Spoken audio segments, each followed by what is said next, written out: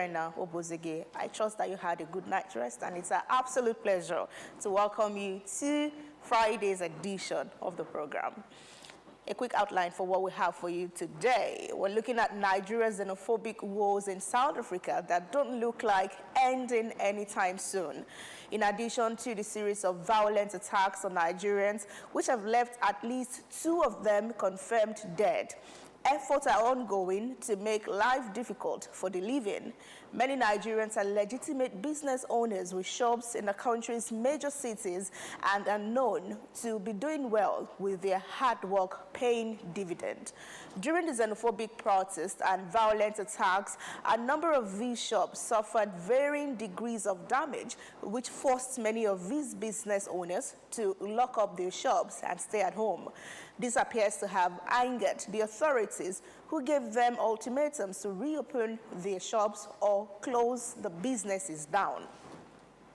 The town of Escort and the province of KwaZulu-Natal is where Nigerians are reported to have been hit hardest in this regard. Some Nigerians have not been given the options to open their shops and have been reported be given deadlines not to only leave their shops but leave the country altogether. Accounts from Nigerians say many of these deadlines are about to elapse and nobody knows what will happen next. Many of them are disappointed with the response of the Nigerian High Commission to their plight, accusing it of even acting on the side of the South Africans instead of coming to their aid.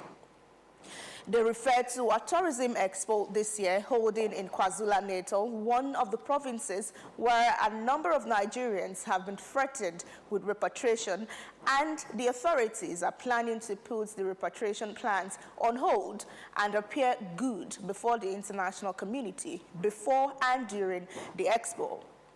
The High Commission is being accused of working with the South African authorities and their Expo Cosmetics plan.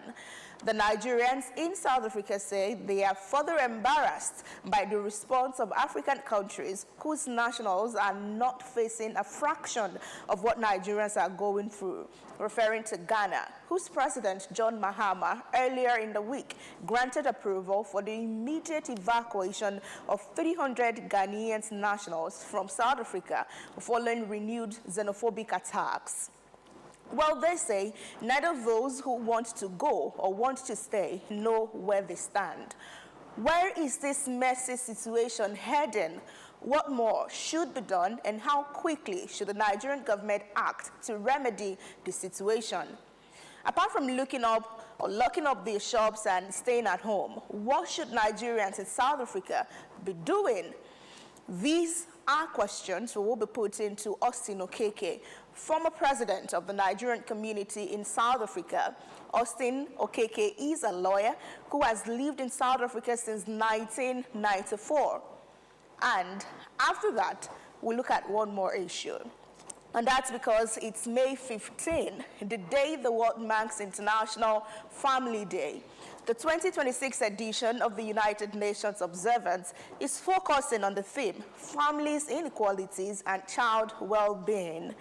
The day highlights how widening disparities in income, healthcare, and education affect children's development and advocate for family-oriented policies to break intergenerational circles of disadvantage.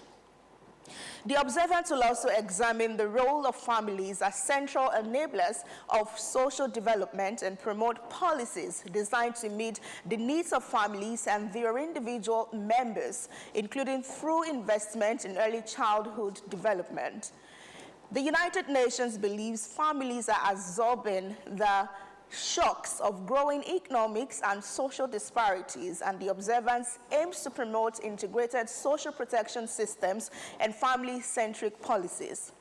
Tied to these are family values, which are the core principles, beliefs, and attitudes shared within a household that guide behavior, decision-making, and interpersonal relationships as well. Many social behavior watchers are of the opinion that these family values are gradually disappearing from households across the globe, which they say is responsible for the sharp decline in moral and ethical standards.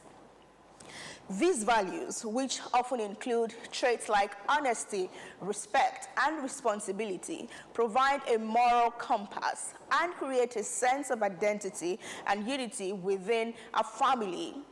African societies are probably the most affected by this. And previously, deep-rooted in tradition, African societies are bearing the brunt of this as the social media and urbanization are whittling these values away. Joining us to examine International Family Day, its relevance, the theme, and other matters arising from the observation is Taiwo James Obindu. He's a professor of psychiatry, University of Jos in Jos. He is also the immediate past president of the Association of Psychiatrists in Nigeria. So those are the conversations we have on the program this morning. And please do well to remember that you can be part of the program, and that would be by sending your views, your comments, your thoughts to all our social media platforms on Facebook, X, Instagram, and on YouTube. On YouTube, we're at Africa Independence TV, and this is key so that you can stay up to date with the latest news from around the world. And we promise to read live your comment on our YouTube channel, again at Africa Independence TV. Talking about latest news from around the world, we will now join our news desk for Kakaaki World News. Stay.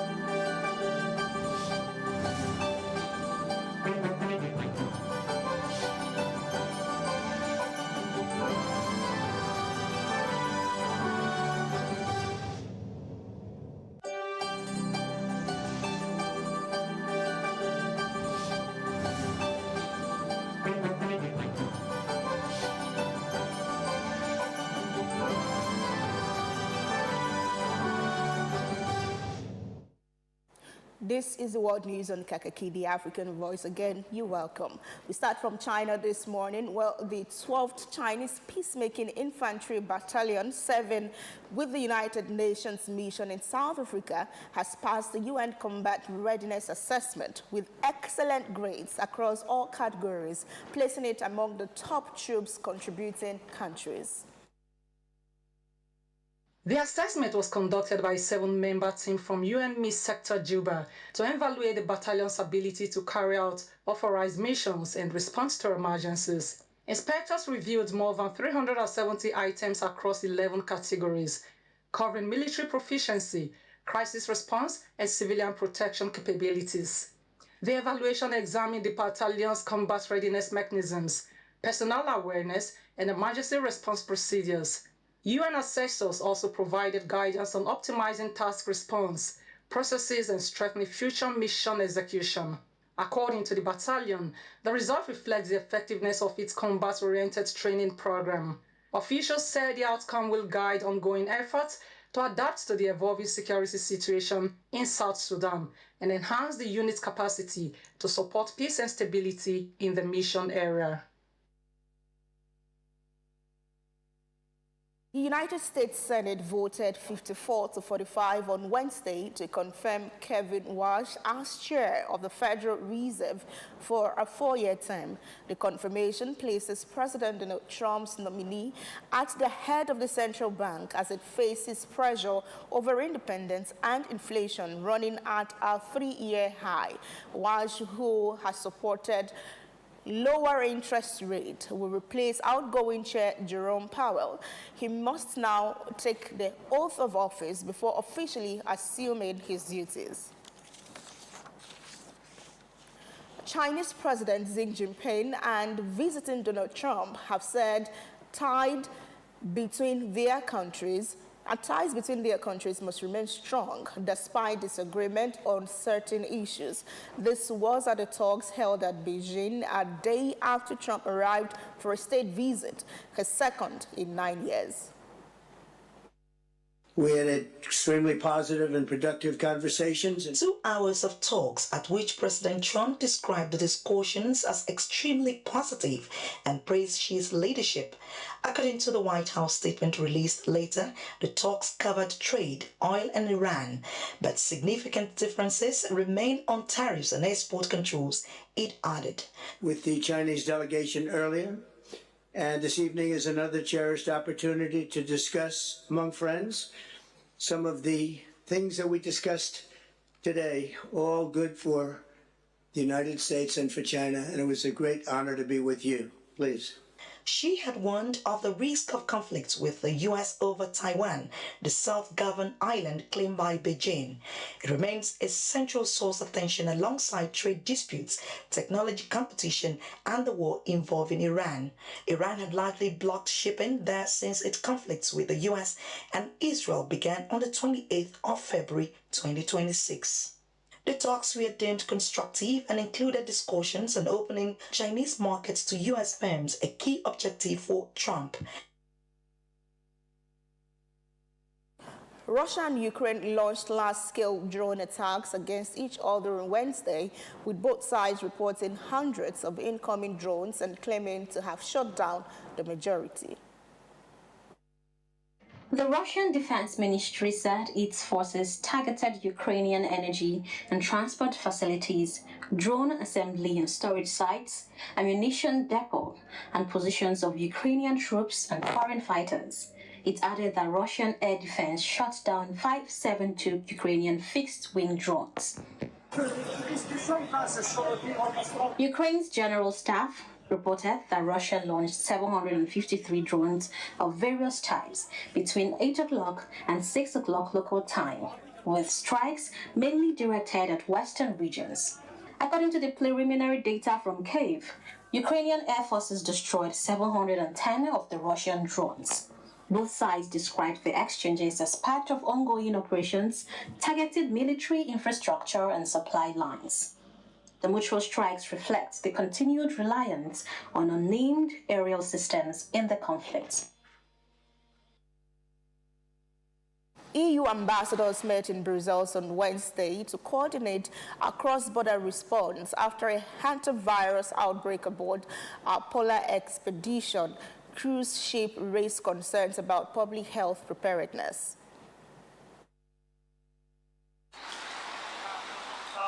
The meeting focused on strengthening epidemic response mechanisms within the Schengen area.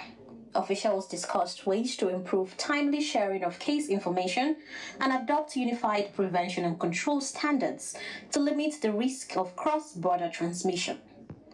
EU officials described the outbreak as a wake-up call, highlighting ongoing vulnerabilities in the bloc's public health system. They stressed that health threats can spread quickly across borders and called for closer coordination to close gaps created by inconsistent national measures. The outbreak occurred on the MV Honduras, which departed Argentina on April 1, with more than 140 passengers and crew from 23 countries. According to the World Health Organization, 11 hantavirus cases have been reported globally in connection with the incident, including 3 deaths. 9 cases have been confirmed as Andes virus infections, a strain capable of person-to-person transmission. By Sunday, 94 passengers from 19 countries had been evacuated through a coordinated operation involving Spain, the WHO, and other countries. The final evacuation flight departed Monday. Quarantine measures have varied across EU states, with Spain isolating nationals in a military hospital and other countries asking passengers to self-isolate at home. 2 passengers have developed symptoms during quarantine and are receiving treatment in France and Spain. The European Centre for Disease Prevention and Control is investigating the transmission route. Preliminary findings suggest the first case may have contracted the virus in Argentina before boarding and later spread it on board. Health experts say there is no evidence of a new virus or strain and that the overall risk to the public remains low. Following the directive of President Bola Tinubu to advance Nigeria's commitment to South Africa cooperation, the country is intensifying efforts to strengthen partnerships aimed at promoting economic growth, human capital development, and international cooperation across Africa and beyond. The Director General of the Nigerian Technical Aid Corps, Yusuf Buba Yakub, stated this during a briefing, noted that the engagement aligns with Nigeria's national development priorities under President Bola Tinubu's renewed hope agenda. The agency, which recently embarked on a diplomatic tour of Trinidad and Tobago, Grenada, and Barbados to advance Nigeria's South-South cooperation agenda, said the visit marked a significant step in consolidating Nigeria's diplomatic presence in the Caribbean and reinforcing the country's leadership through practical development-driven initiatives. According to the DG, discussions during the engagement focused on deepening collaboration in technical assistance, capacity building, education, healthcare, and cultural exchange, all of which align with Nigeria's goal of promoting solidarity and sustainable development across the global south. Buba Yakub further explained that the partnerships provide a platform for strengthening institutional collaboration, enhancing capacity development, and fostering mutually beneficial cooperation among participating countries, with technical assistance and human capital development remaining central priorities. He reaffirmed Nigeria's commitment to South-South cooperation through the deployment of skilled Nigerian professionals for institutional strengthening and human capital development, adding that the diplomatic engagement support President Tinubu's mandate to expand Nigeria's diplomatic reach and promote shared prosperity across ACP countries. The DG added that the Nigerian Technical Aid Corps remains Nigeria's flagship platform for deploying professionals and building strategic partnerships across key sectors within the Global South. The former Minister of Aviation and Chancellor of the Athena Center for Policy and Leadership, Osita Chidoka, has called on Nigeria's pharmaceutical manufacturers to support the federal government's drive towards universal health coverage by embracing global quality standards and ending what he describes as an alibi culture of excuses. Speaking at the 29th National Conference of the Association of Industrial Pharmacists of Nigeria in Ilorin, Kwara State, Chidoka said Nigeria's health security and industrial growth depend on stronger collaboration among government, regulators, and professional bodies. Delivering the keynote address at the conference, Chidoka warned that the high cost of medicines and healthcare products remains a major challenge for Nigerians. He attributed the situation to weak purchasing power and the pharmaceutical industry's heavy dependence on imported active pharmaceutical ingredients, also known as APIs. Tariffs on imported drugs, on certain imported drugs that have local production capability, has to go higher to equalize the dumping that is going on in Nigeria, where imported items are cheaper than the locally produced ones. The former minister urged pharmaceutical companies to view regulatory compliance as a strategic tool for global competitiveness rather than a burden.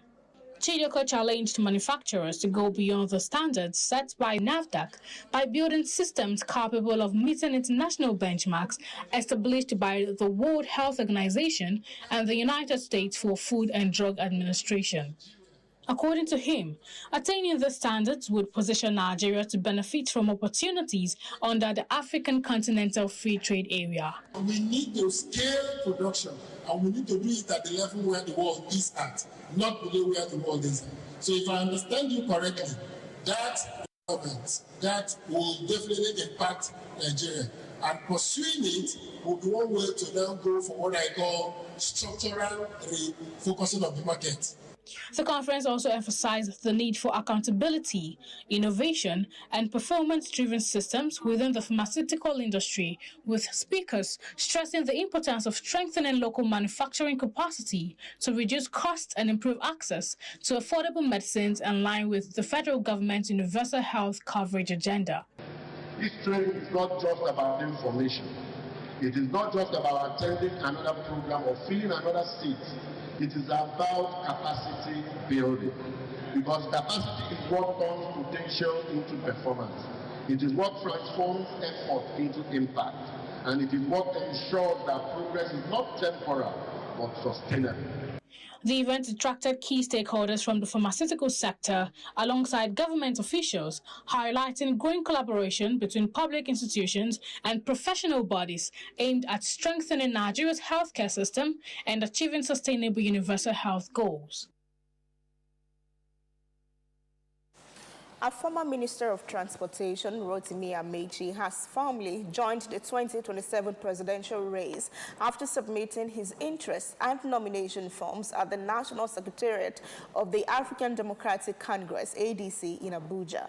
Amechi, a former governor of Rivers State, completed the process on Thursday, signaling his intention to contest for Nigeria's highest office on the ADC platform. His entry into the race is being viewed as a major development within the party as the ADC continues to attract high-profile political figures ahead of the 2027 general elections. The submission took place at the party's national headquarters, where officials and supporters gathered, reflecting growing momentum around the party's political agenda. The ADC says it is positioning itself as a platform for national renewal with emphasis on credible leadership, unity, and people-centered governance. Party insiders say the increasing number of aspirants aligning with ADC reflect a broader shift in Nigeria's political landscape as voters and stakeholders seek alternative platforms capable of addressing the country's economic and governance challenges. Amechi's declaration is expected to intensify political activities within the party as preparations for the 2027 presidential elections continue to gather momentum. Also, former Vice President Atiku Abubakar has officially submitted his expression of interest and nomination forms to contest the 2027 presidential election. The seasoned politician is seeking the ticket on the platform of the African Democratic Congress, ADC. The move drew massive crowds of loyalists to the party's national headquarters, signaling his formal entry into the race.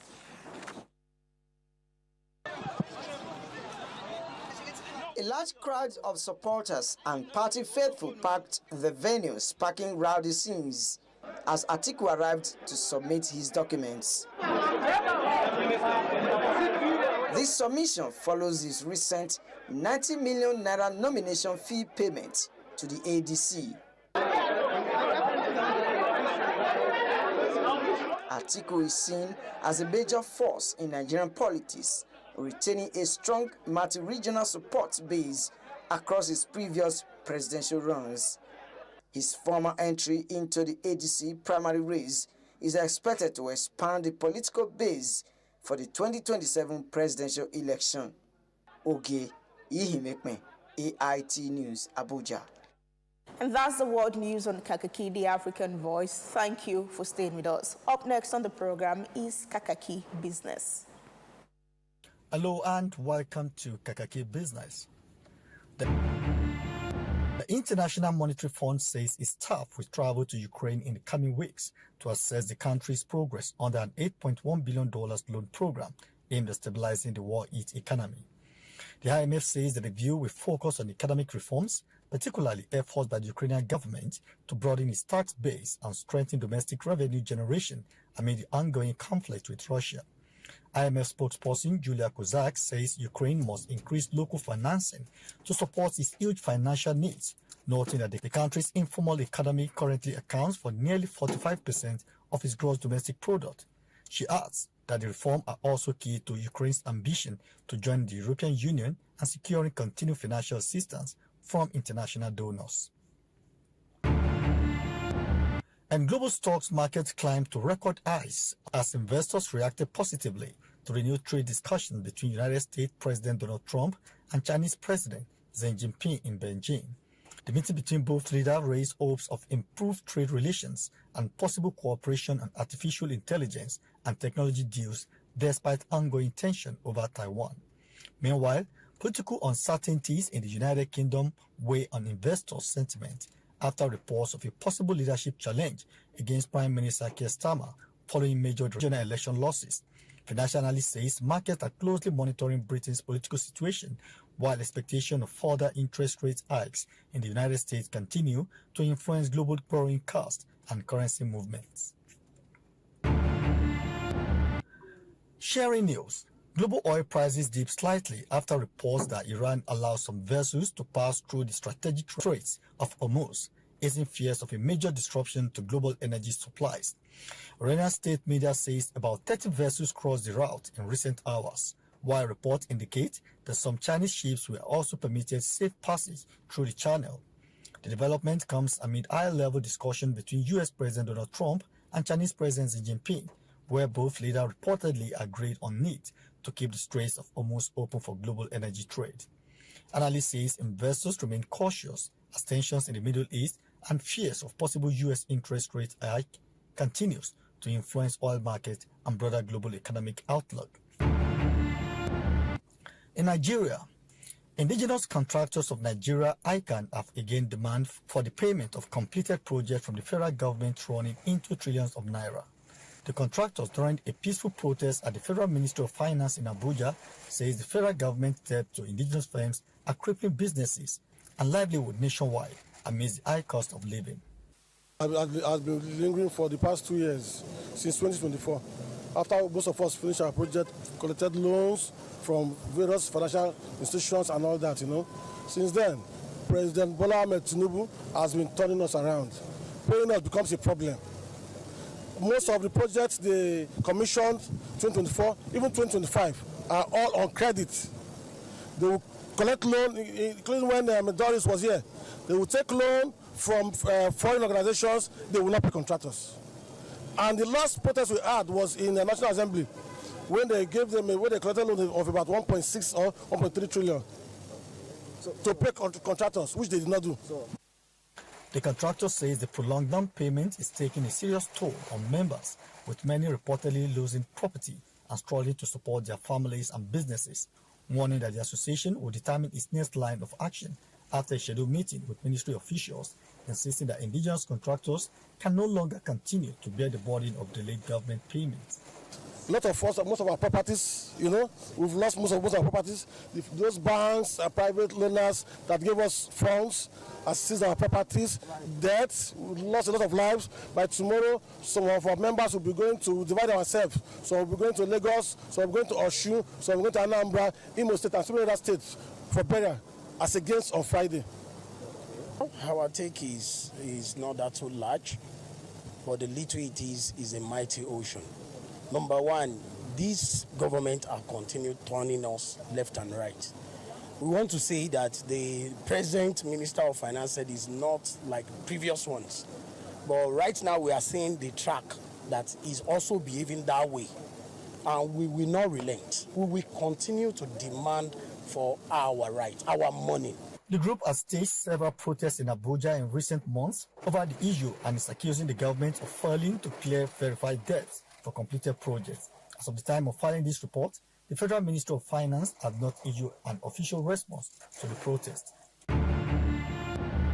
The Hydrocarbon Pollution Remediation Project, IREP, has recorded significant progress in the ongoing Ogoniland cleanup, announcing the closure of 30 contaminated sites in Rivers State, while also launching fresh investigations into 18 high-risk polluted locations within residential communities. The project coordinator, Nenibarini Sabe, disclosed this on Thursday in Abuja ahead of a high-level conference of donor facilitation and diplomatic support scheduled for May 26, 2026. He explained that the United Nations Environmental Programme, UNEP, had initially identified 65 contaminated sites in Ogoniland in its 2011 assessment, but noted that several polluted locations were not captured prompting IREP to investigate additional undocumented sites for possible remediation. We remediated 17 simple sites, and they have been closed out. 13, naturally, no work was done closed out by itself. Currently, we are doing 17 medium-risk complex sites, which I said the remediation is going on very well. 4 of them are, because we are dealing with groundwater. It takes time, and that 4 of them, with our records is showing that we have reduced the contaminant level to below 600 microgram per liter. The remaining 18 high-risk complex sites, which are in residential areas, are being investigated at the moment. Chairman of the Board of Trustees of the Ogoni Trust Fund Incorporated for IREP, Emmanuel Dia, said upcoming conference is aimed at strengthening partnership with the diplomatic community, donor agencies, multilateral institutions, environmental experts, and private sector stakeholders. We believe that we do not have enough, and the oil companies, for now, have not come back to do a second tranche of contribution. And we felt to escalate this and talk to donor agencies, individuals, and countries, especially the diplomatic community, to see if we can get financial, technical support, with regards to what we are doing back at home. He added that the forum will bring together senior government officials, ambassadors, development partners, and international organizations to explore collaborative strategies for environmental remediation, public health intervention, livelihood restoration, water project, mangrove restoration, and sustainable community development in Ogoniland and the wider Niger Delta region. Federal Interagency Technical Committee for the Special Agro-Industrial Processing Zone, SAPZ, has been charged to ensure that the initiative achieves its goal and objective without excuses. The Permanent Secretary, Federal Ministry of Agriculture, Marcus Ogumbiyi, who made the charge during a meeting in Abuja on Thursday, said the committee must provide technical guidance and strategic direction for program implementation, facilitate effective interagency coordination, collaboration, information sharing, ensure alignment of sectoral policies, program, and investment with SAPZ, among others.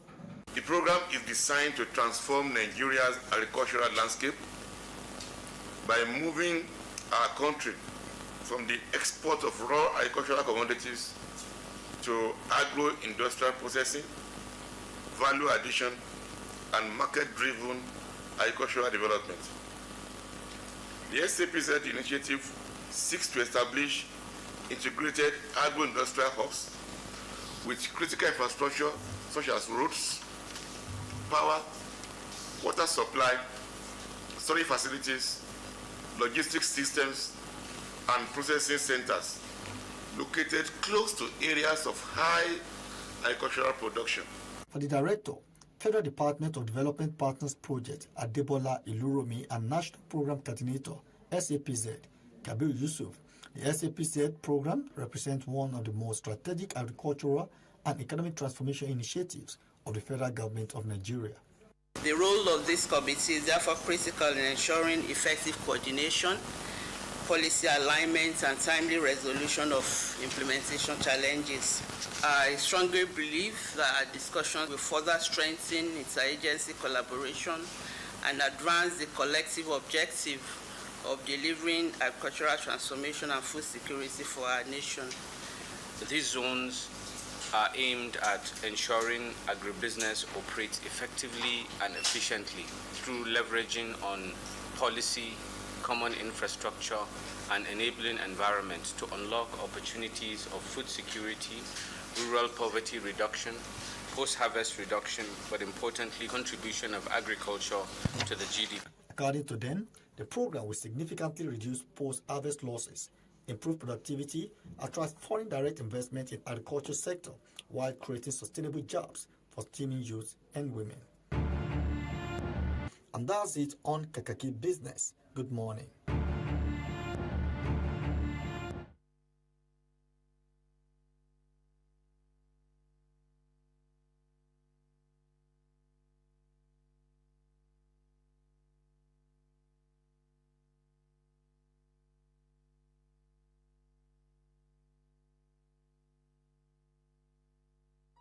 The stories now break online.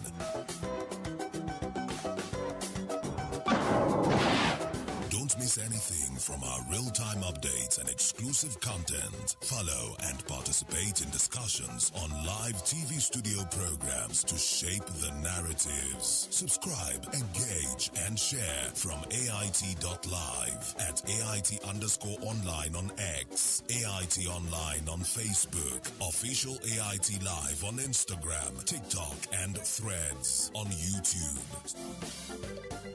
Stay connected with AIT. On air, online, on live. All right, thank you so much for that business stories. From there, we'll go to Zamfara State, where Nigeria Security and Civil Defense Corps, NSCDC, has uncovered what they call fertilizer adulteration syndicates, accusing them of endangering agricultural products and exploiting struggling families. So we had the Zamfara State Command parade a suspect allegedly involved in the manufacturing, blending, sale, and distribution of adulterated fertilizer packaged in counterfeit branded bags. We have the story. Let's see it.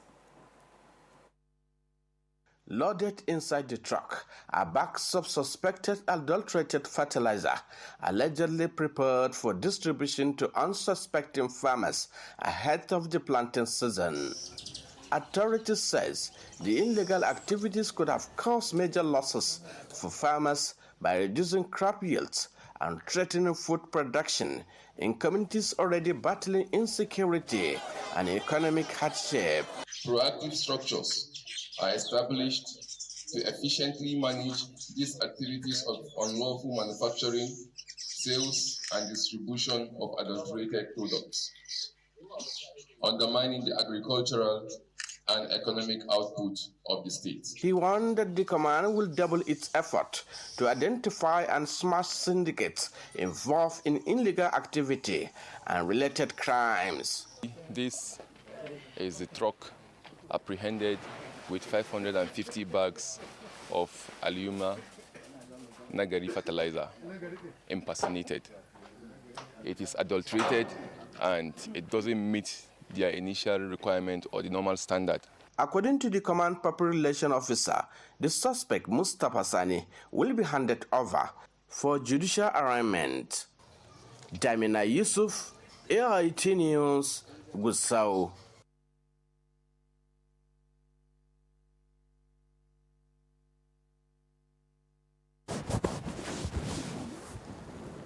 Well, it's sad, at the same time fortunate that this has been identified and action is being taken on it. Parade is going on at the moment. I mean, it's so unfortunate, why I said it's sad in the first place, that people would plan this for farmers. We'll talk about GMO and all of that, yet farmers that we trust to give us authentic, the real deal, we are having adulterated fertilizer being made and blended, manufactured and sold to them right now. So where do we go to for the grain that we are preaching? Where do we go for the real thing indeed? And congratulations to everybody, whoever buys from Zamfara markets and farmers as well. And kudos to the NSCDC for the job well done.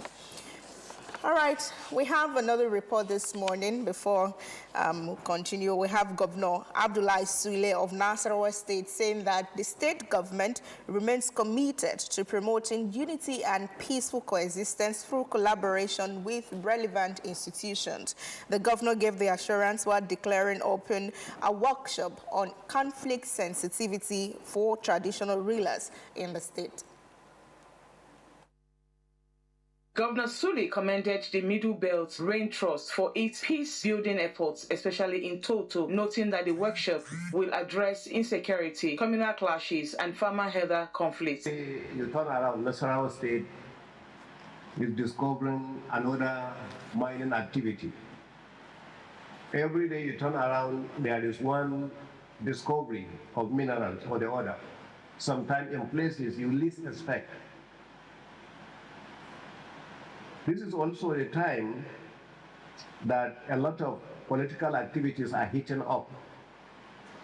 So when you bring these two together, then you are actually attracting insecurity and there is need to involve none other than our traditional institutions. Chairman of the group, Martin Luther Agway, said traditional rulers have a key role in preventing conflict through early intervention and dialogue. Will help strengthen their ability in understanding how decision and intervention either reduce tension or unintentionally escalate them. This is where the conversation becomes very. The Emir of Lafia, Sidi Bagay, and the Commissioner of Local Government and Chief Affairs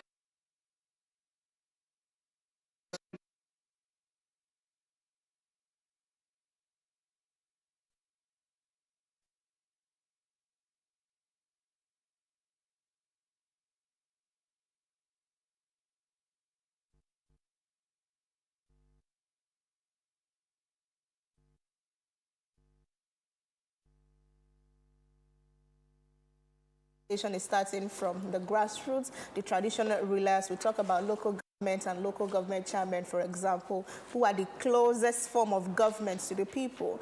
But when it talks about leadership in or beyond governance, we have our traditional rulers as well, fathers and mothers, who indeed are close to the people. They are seen as agents of influence, a class of people that their subject would always listen to and they feel influenced by them. So looking at conversations with traditional rulers and to see how to progress in the state when it comes to peace and security, peaceful coexistence is key, and it's something that I think, in my view, we have to applaud. That collaboration, I'm looking forward to the gains of it moving forward. And in fact, the problems that even initiated this in the first place, but not forgetting that traditional rulers are influence and institutions on their own that their people listen to. All right. From there, we observe a short break and we'll go to our social intervention segment. Gender Agenda is where policy meets people. It's a bold policy literacy platform bridging the gap between decision makers and women across every sector. From parliament to politics, from leadership to governance, from peace to economy, development, human rights, from Nigeria to the rest of Africa, Gender Agenda amplifies voices too often excluded, ensuring every voice counts. Through compelling storytelling, social impact dialogue, thought-provoking documentaries, town halls that lean on data and research, we raise the bar. Gender Agenda, every Friday, 4:30 p.m. on AIT and on AIT's YouTube channel live. My name is Adora Sidney Jack, and this is Gender Agenda. Gender Agenda, women rising. In the hallowed chambers where laws are forged and a nation's destiny is decided. This is your parliamentary program, Inside the Parliament on AIT. Voices rise, opinions clash, debates ignite. We cannot be apologetic in the discharge of our constitutional duties as lawmakers of the Federal Republic of Nigeria. The burden of proving that the elections have been conducted peacefully and in accordance with law must shift to INEC. From the Senate to the House of Representatives, this is where policies are tested, laws are crafted, and authority is held to account. We spoke to some lawmakers on their opinions of the document presented by the president. Every motion, every argument carries the hopes of millions. We need more hospitals, more health clinics in communities so that they can effectively take care of the primary health need of our people. The questions are tough. The exchanges are intense. Mr. President, you can have your way, but I will have my say. You can use the gavel, and I will use my voice. And those who want the proviso are 55 in number. And so the proviso says, but who truly stands for the people? Who is driving the change that defines our tomorrow? Let us tell ourselves the truth. Why are we here talking about LGBT, GTBT, whatever? Get the answers on Where Nigeria Decides on Inside the Parliament on AIT every Tuesday, 4:30 p.m.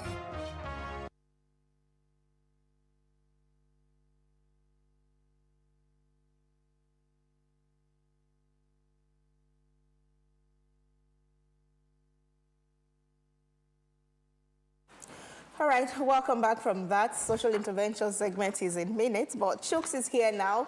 Chuku Yenum Kedu. Odema. You know that one, Otutoma. Okay, we stretched it too much. Look at you, I know Otutoma, but you don't know. Yeah, I don't know the response to that. I know what it is, but I don't know the response to that. It's good morning too now. Is that the way it should I'll say be? Otutoma as well. Okay, Otutoma. Well, Chuks, let's go to Zamfara State, where NSCDC has uncovered what they call alleged fertilizer adulteration syndicate that's manufacturing, blending and selling to farmers in Zamfara State. And it's the season for farming already. That means that those women or farmers, they will have to go to their farms, buy all of those things, thinking that they've done the authentic thing, and look at what we'll be having. Yes, it's a very sad one indeed, where we have people in this country adulterate, products. And this is going to, affect farmers. When these fertilizers cannot actually help them grow their crops, in time to meet with the harvesting season, the supply in the market as well, it's going to be very tough on them. And I'm sure they've already spent, for those who have been unlucky to buy these adulterated, fertilizers, spent a bunch of their funds ahead, already thinking of how to recoup and all of that. But it's a good one from the NSCDC that they were on top of it. And hopefully to be a deterrent, to a lot of Nigerians, or the few Nigerians, who are in the business of doing adulterated products. Why not just go through the right channel, get the needed certification and all of that to do your own products and get into the market, legally. It always blows my mind when stuff like this happens, but kudos to them as well. Right, as I mentioned earlier, I just feel like if we're running from GMO and all of that conversations, and then we come home to what the real deal should be, and this is what we're also having. Our second conversation for today, it's International Family Day. We're looking at ethics, values, principles. They told us while in school that family is the smallest unit of a society. Yeah. So right now, I see how we are blaming people who have gone ahead of us, our leaders, for example, but we forget where they come from. We have bandits to take care of, but we forgot that they came from a family. So I'm looking forward to the discussions that we have to do on the program today, and looking forward to the insight of our guests when they eventually join us. Yes, and hopefully they'll give us a lot of insight. But before we go, am I part of your family? I'll think about it. She's still thinking. Okay, well, Rena is part of my own family, so she's still thinking if I'm part of our own family. We have our own small family here in AIT, Down Communications. Absolutely. All right, so we'll go on a short break, and then we'll bring you our social intervention corner. To stay with us.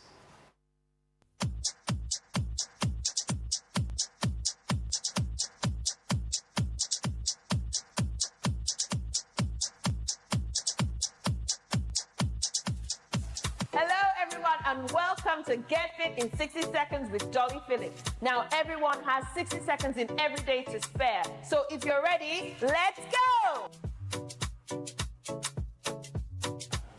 Hello again, and welcome to today's zone. Now, we're working those legs, working those glutes, and working those lower abs in our narrow squat and a kick. And your time starts now. Let's go. Squat and kick. Push your pelvis out when you kick and push. Good. Now, I need you to push your bum back in that squat. Make sure you push your weight away from your knees. That's it. Push your body weight away from your knees. If you can't go too deep in that squat, come on, just make it shallow. But I need to see that kick. Yes. Good. Coming down to 30 seconds left. Come on. Let's add some intensity, some more power, some more speed. Come on. That's it. Ha! Ha! Who's the ninja? Come on. Ha! That's it. Keep going. Keep going. Work those legs. Work those bums and those lower ab muscles. Usually everybody's problem. 3, 2, 1, and time. Well done. Well done! I hope you had a great workout. Anyway, what I need you to do is to follow us on Instagram at Alpha Fitness Studios and subscribe to our YouTube channel, Alpha Fitness Studios, for free workout videos, free dance videos, sales and promos, and make sure you join us at the gym, Alpha Fitness Studios in Lekki Phase 1 next time you're in Lagos. So until the next time, bye-bye!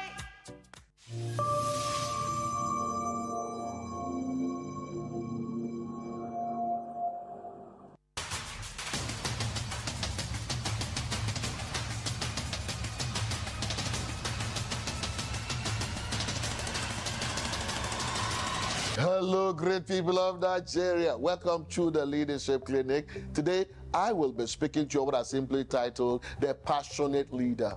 I have seen many times in this country men and women without any passion, without any life in them, occupying position of leadership across board. Sometimes they are speaking a policy and people are sleeping, at that point in time. Have you ever met with someone who is trying to sell a product, an idea or a cause to you, but at the end of the day, you feel no energy, you feel nothing exactly? And how do you be able to respond to such people? The truth of the matter is that leadership is about creating living things out of dead things. Leadership is about showing some level of passion and commitment in pushing an idea forward. When a leader steps forward that is passionate, the entire system experiences the energy of the leader. The leader brings some type of energy to the boardroom, some type of energy to the business, some type of energy to the administration that makes it impossible for people to be able to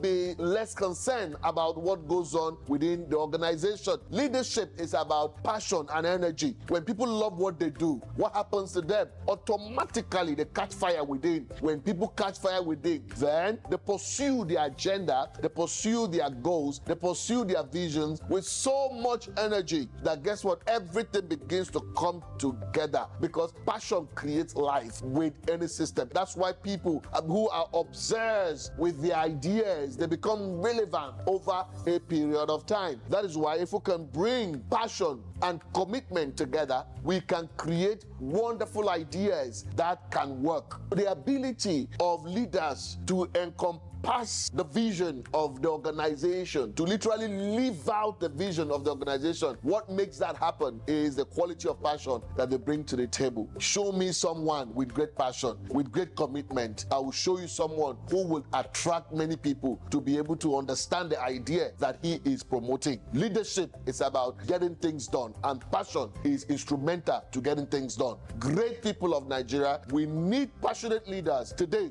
who will help take this country to the next level of growth and productivity. Great people of Nigeria, you must remember, if a man doesn't have a purpose for waking up, sleeping becomes interesting.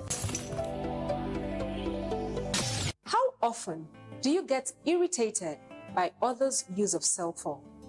Or let me rephrase, how often do you irritate others with your use of cell phones? Hello there, my name is Etienne Apanso, your preferred etiquette coach. And today, we are going to be discussing cell phone etiquette.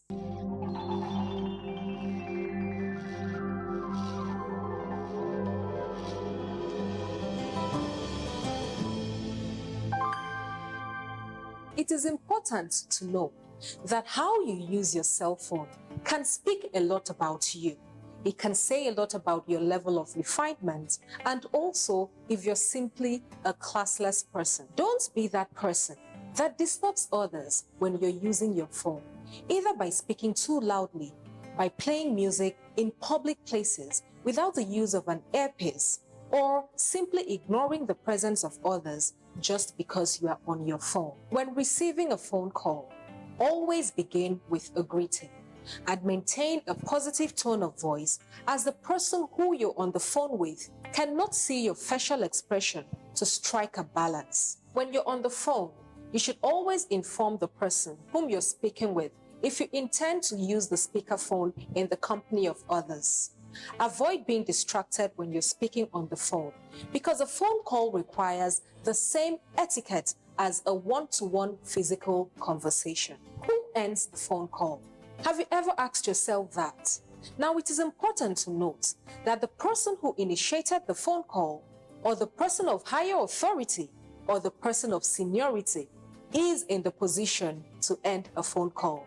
It is, however, rude to abruptly end a phone call.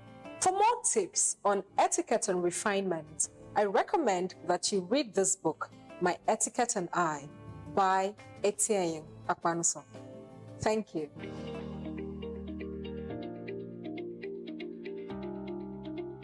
Get ready for a bold new chapter in political discourse. This month of May, the conversations that matter most are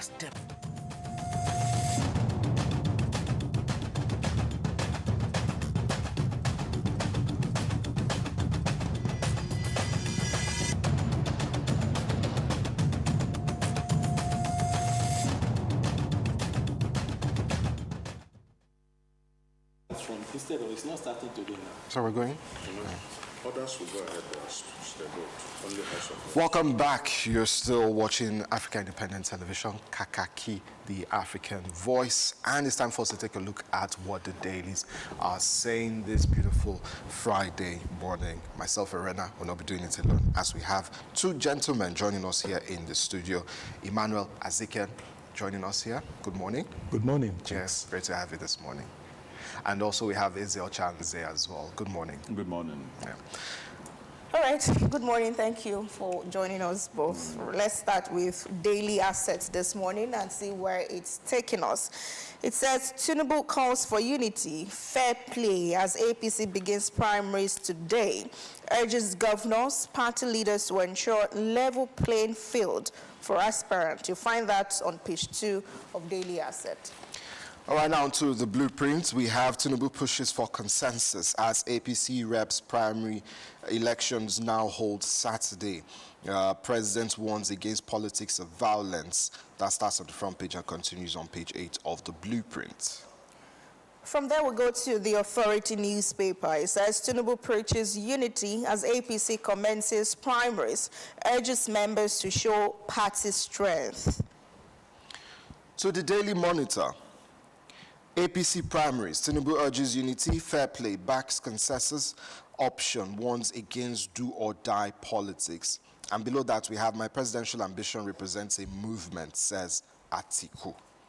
All right, from there, we'll go to the Disclosure News. It says 2027, Makinde dares Tinubu, declares presidential ambition, says we are being pushed to the wall. It's time to reset Nigeria. And another writer says APM alliance claim, political 419. That's Wike talking on page 2 of Disclosure News today. So the Standard Times, we have 2027. Makinde declares for president on PDP APM alliance. Alliance is political 419, says Wike. Starts on the front page and continues on page 3 of the Standard Times. Okay, let's see how Leadership Friday is leading us. It says Wike attacks Makinde as Oyo governor declares presidential bid. You'll find the story on page 4 of Leadership Friday. All right, now to the Daily News Craft. Wike, Turaki, PDP factions on war path over PDP APM Ibadan Alliance rally. Makinde joins Bala in APM, and we're not part of agreement, says Mohammed. That's on page 2 of the Daily News Craft. All right, from there we cross over to Observer's Times. It says 2027, Uzodinma warned against alleged Senate presidency plot. A writer says Niger Delta advocate says Senate presidency move threatens Southeast-South-South relations on page 1. And just above the top mask there, Amechi says 2027, I will transform Nigeria in 4 years, Amechi vows.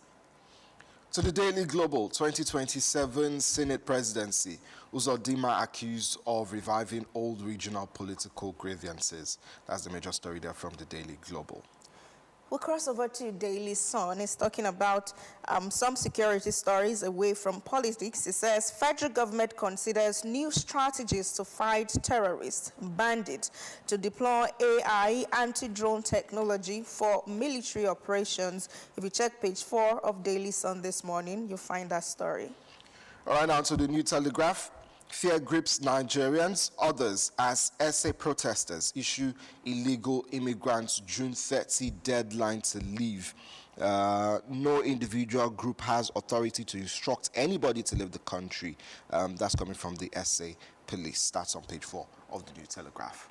Okay, for this Nigeria, it says SEC wants Nigerians as digital Ponzi crashes. Thousands reportedly stranded. Commission cautions against unrealistic social media investment promise.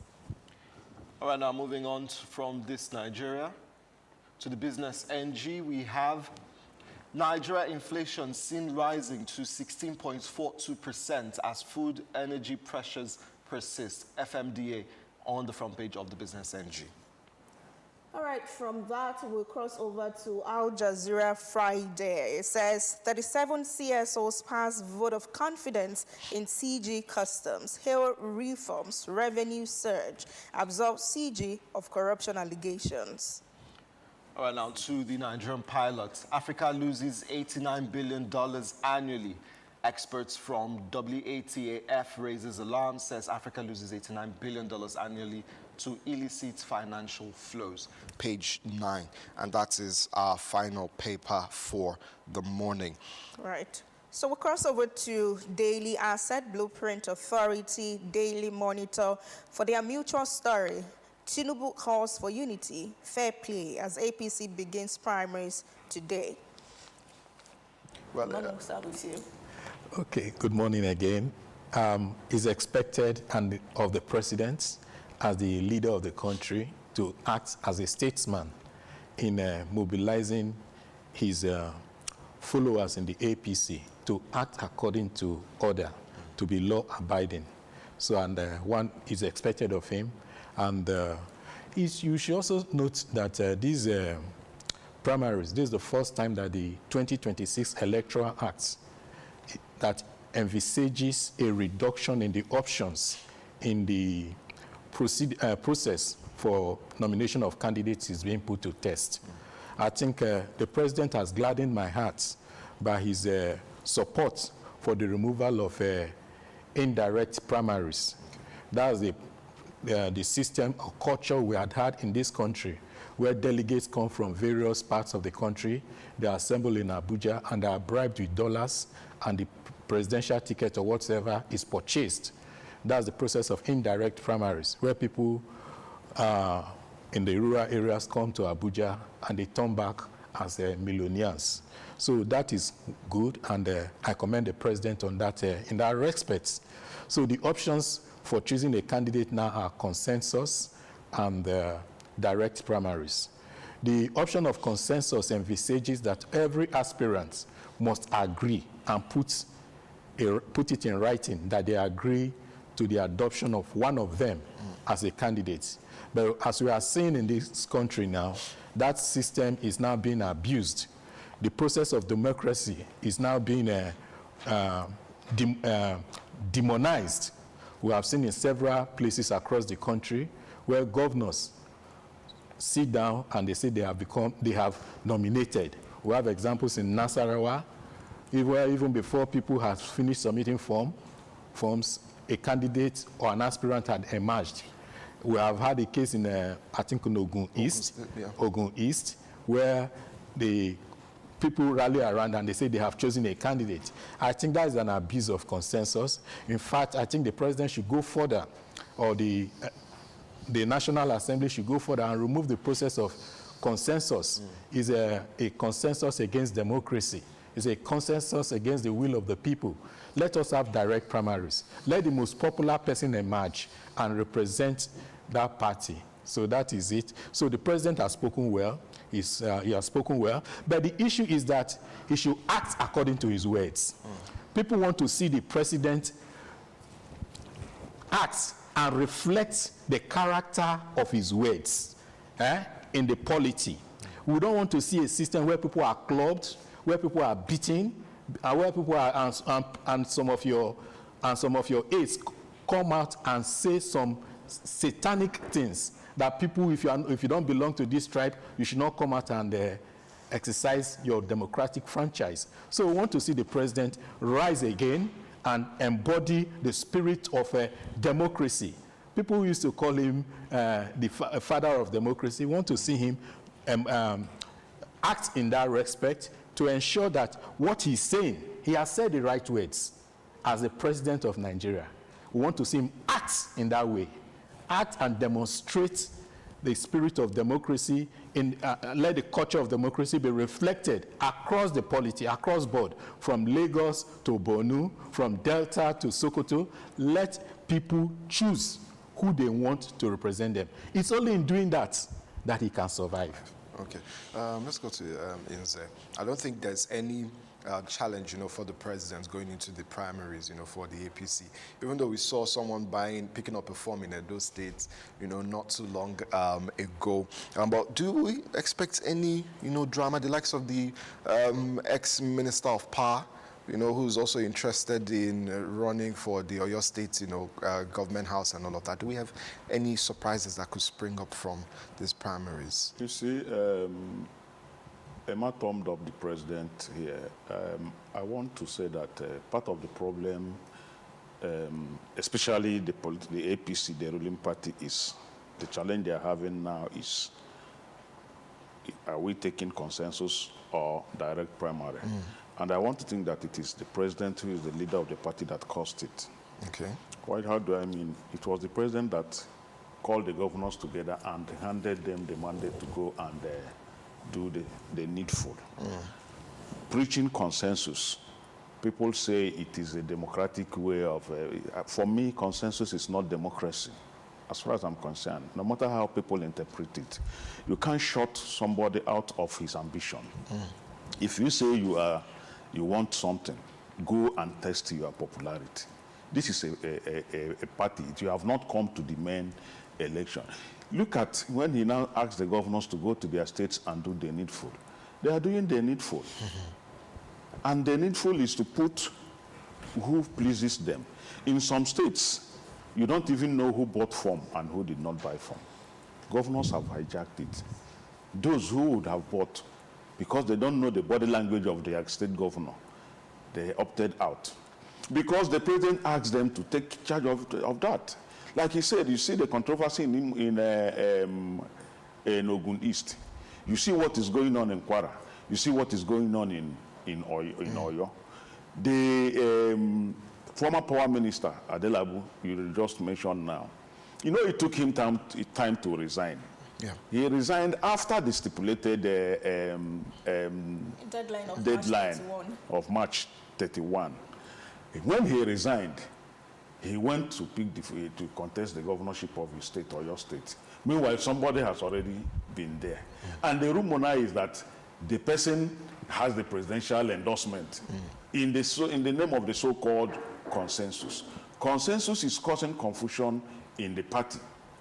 And you can see that they couldn't even continue with, move on with the primary scheduled for today. They have moved it. It is because they cannot settle. Because I am thinking that the best thing is for any politician who has decided to try his, let them try their popularity. Thank God, I aligned with Emma where they have moved away the wicked process of indirect. When you bring delegates, there was, when we were covering sports, in one of the Nigeria Football Federation elections, we were told that one delegate came to Benin during the last NFF election on night trip and went back to Kaduna by flight. This is exactly what this indirect election causes.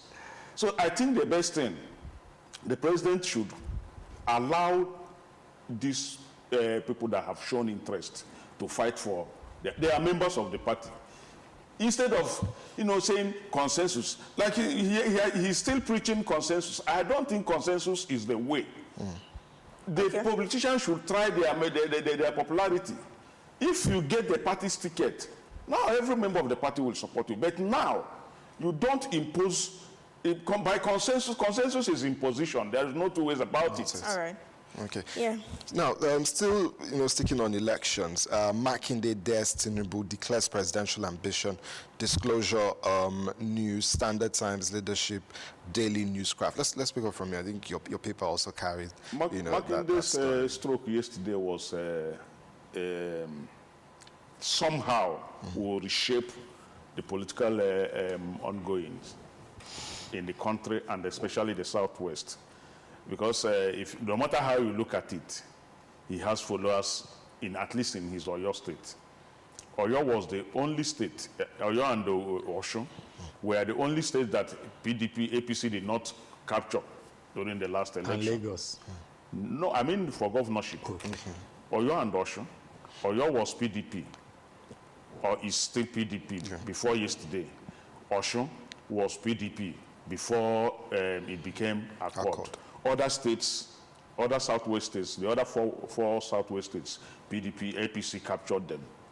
So you cannot rule out Makinde's strength in that zone. But it is good because it has also opened the whole race.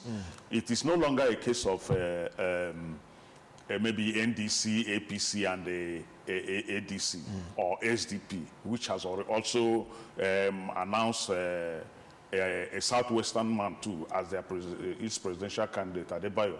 But what I'm trying to say here is that it has further opened the race, especially in the Southwest. And it has also made a statement in the PDP, because the two remaining PDP governors, Bala Mohammed and Sheyi Makin, they have moved on. That means they have surrendered the party to the Wike faction, to the Wike-led listen. And I am thinking that the best thing for PDP to do now is to put themselves together. Instead of this faction, this faction. And I think it is time for Adolphus Wabara and the other man, Turaki, Samini, to put themselves together, align with, so that the PDP will not die. Because obviously, the two governors they call their leaders have left them. Right. And they have also boosted the strength of the APM, an obscure political party that is now getting strength, just like the NDC is getting strength. Talking about APM and PDP, apparently what say the Oyo State government is trying to do is to keep it alive, because we see APM and PDP coming together now to form a coalition ahead of the 2027. But immediate backlash from the FCT Minister Nyesom Wike. He says this is a political 419 and his ambition is dead on arrival. How would you review this paper? You wouldn't expect otherwise from the Honorable Minister of the FCT, because the PDP is supposed to be in his arms, is to be in his laps. But somebody is now claiming to be using his party to challenge Tinubu, who the FCT Minister is has proposed, is championing his re-election. And mark you, it may look as if the emergence of Makinde is further weakening the opposition. But I do think if votes were to count, in 2027, it is going to be a serious challenge for the president. Because Oyo, Osun, and Lagos, which are supposed to be the strengths of the president, given the fact that Oyo State is as the cultural base of the Yoruba, Osun is, so allegedly, he has home links to Osun, and Lagos is his traditional base. And these were three states he lost, as it were, in 2023. So coming into 2027, and that fracture is still there. It's a signal to the president, if votes are really going to count, that he has to tidy his home. Because what you see is that the issue of the South running around our turn, keeping the presidency, is no longer there. Because the NDC is now zoning its presidential ticket to the South, meaning that another Southerner is coming to challenge the president. And you now have the North, where based on alleged misgivings, the president and the APC, they have issues there. So it weakens. If they're going to get a popular person to rally, the North were to get a popular person to rally around. So the president will now be going into an election without a solid base. For the opposition, if we have to look at it, it looks like a repeat of 2023, when all interests were unable to align. Everyone wants to be the presidential candidate. Look at it again. A host of them I always preceded my assertions if votes were to count. Okay. If votes are to count. But also for this issue now with Makinde, just in a few seconds now, someone did tell me that one of the big losers of this is Atiku Abubakar in terms of a viable vice presidential candidate for his ambitions with the ADC. What do you make of that? Talking about vice presidential candidate for ADC, Makinde never joined ADC. Because there were meetings and all? You cannot also rule out some prominent names, faces in ADC from the south, assuming Atiku Abubakar gets the ticket. He can run with somebody like Rotimi Amechi, and that will also make him, show some strength, especially in the south. But for Makinde, I think it's his right. It's his right to contest for the president. Okay. And what the FCT minister is saying also, that they are not aware of any alliance. He's saying that based on the fact that the Wike-led PDP is the recognized PDP as far as INEC is concerned. So if Wike comes out to say, or the national chairman, Abdurrahman, comes out to say, we are not aware of this. He's just trying to use our name. I think based on the status quo as it is now, they are very, very correct. Okay. But Makinde has his right, but it will not weaken Atiku's chances of, securing a strong face in the south, because there are also several other southerners that can, make a very good vice presidential candidate if Atiku wins the ADC. All right, let's cross over to Daily Global and Observer's Time, looking at their story. Uzodimma warned against alleged Senate presidency plot. I mean, this conversation, I'm looking at it. This man is not even in the Senate yet. It looks like we are confident that whatever happens, Uzodimma is going to make it to the Senate, and then he's going to bid to be the president of the 11th Senate. Yeah. Like, I cannot understand how we are sure that he's winning the elections in the first place. And there people are looking at the South-South and the South-East relations that, well, it's not the time for one of them yet. Well, don't be surprised. This was a man whom INEC declared as the fourth in a governorship election and emerged first. So I think he has his strategies. And I must tell you, I started hearing this thing almost a year ago. I started hearing it, and the issue is that I was told that he was planning to resign for him to enter the Senate. That's after winning the Senate election, to resign and for him to get the Senate presidency. No, it's no doubt. The office of Senate President is number 3 in the country.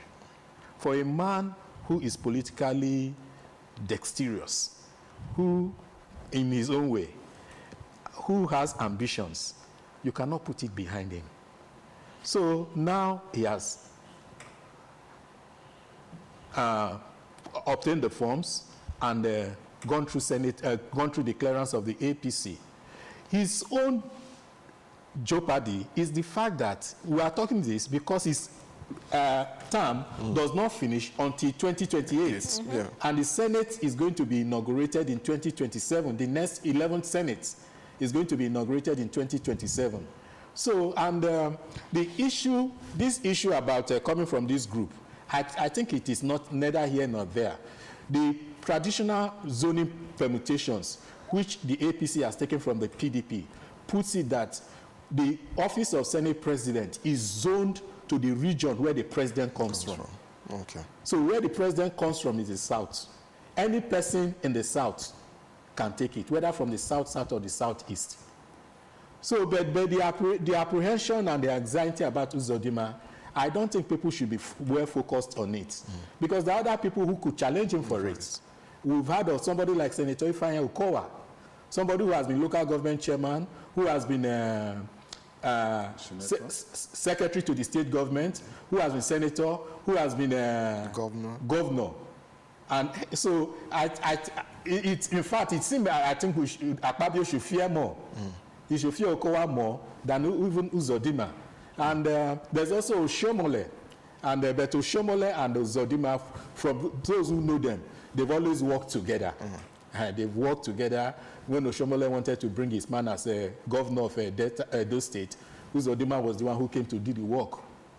So I think but for the tussle that has been happening in the Senate, you know, over who can contest being Senate president, I don't know if that has been, you know, resolved. Does that not also have been reversed? Oh, okay. So that option now opens all the rules. The rule. That's to get clarification. I don't know why the frenzy about the fear of Uzodimma. Like Emma said, Uzodimma has not made it to the Senate. Right. And my concern also is that the nature of our electoral act, I don't know how we plan this. This is a man who is still a governor of a state.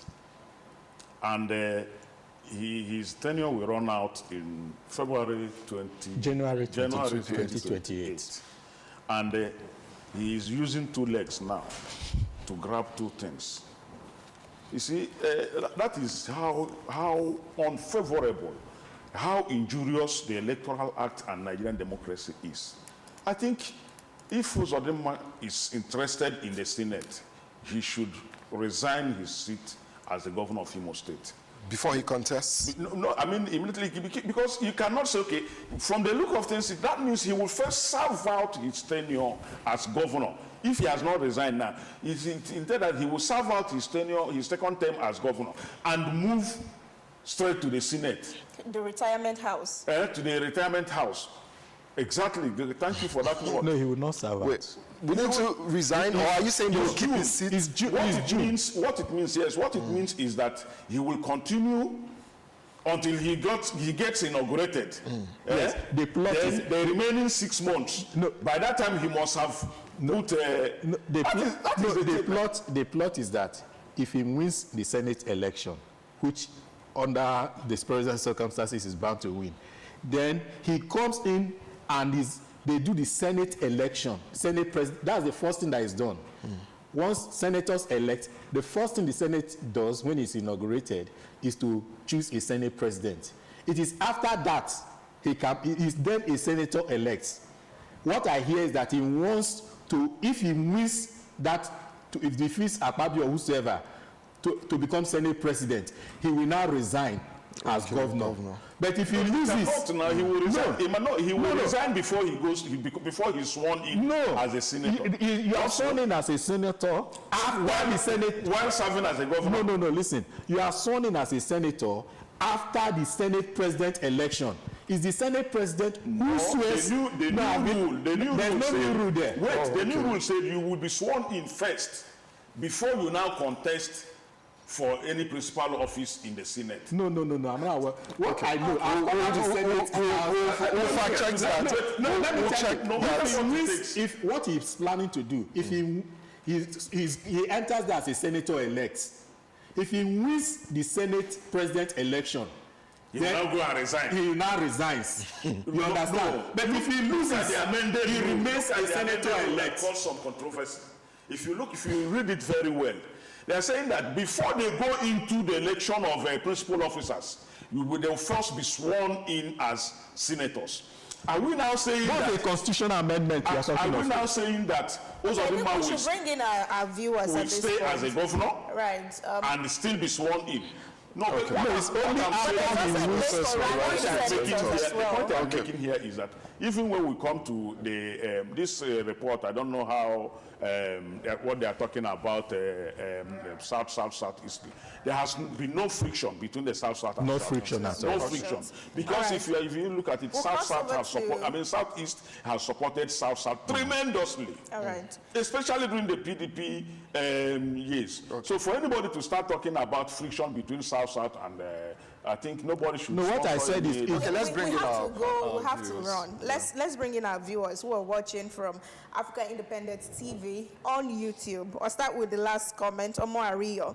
It says, Hope can resign after the swearing in. There is nothing strange about that. Mike Omovudu says, is there anything Atiku left behind in the Aso Rock 2003? Somebody should get it for him and stop contesting every 4 years without winning. Another user, Victor Taimba, says, if we're going by the track records of individuals in political positions, Hope Uzodinma is as worst as Akpabio, who has made the Senate as an institution for himself. We have another user, Adelabu should keep renting crowds. He will never be voted for as a governor of Oyo State. That's coming from Omotunde Omoniyi. You have some? We'll just go to the next conversation. We'll just move on. SEC warns Nigerians as digital Ponzi crashes. So we don't have a lot of time, but just, highlight on that. Well, I think the warning is appropriate in the sense that Nigerians desperate for economic survival, in the sense, especially given that the income, the avenues for investments are limited, because inflation is eating up what they have in the banks and such. So Nigerians desperate for survival, desperate for economic gain, are looking for every opportunity to rise above inflation. And that's what is prompting many people to go into these Ponzi schemes. So, but we have to be level-headed. Nigerians are enjoying to be level-headed in whatever they are doing. Not because you see that it's promising you 100% in 10 days, you go in for it. Yeah, can't organizations, get ahead of these Ponzi schemes? That is where I'm coming. That is where I'm going to Chooks. Much as we ask Nigerians to be very careful, the platforms they deal with. I think we have a loose system. Because for these people to be operating, there has never been a time, just only once last year that EFCC trailed some of these. The SEC is there. Financial agencies are there. Yeah. Don't they track these people? When they come to Nigeria, don't you know some of them? In fact, there was one last year that tricked several Nigerians. Some of us have fallen victim of this, I must tell you. Personally, I have fallen victim. And I have fallen victim. I lost millions. You have? Yes. Yes. I have. No.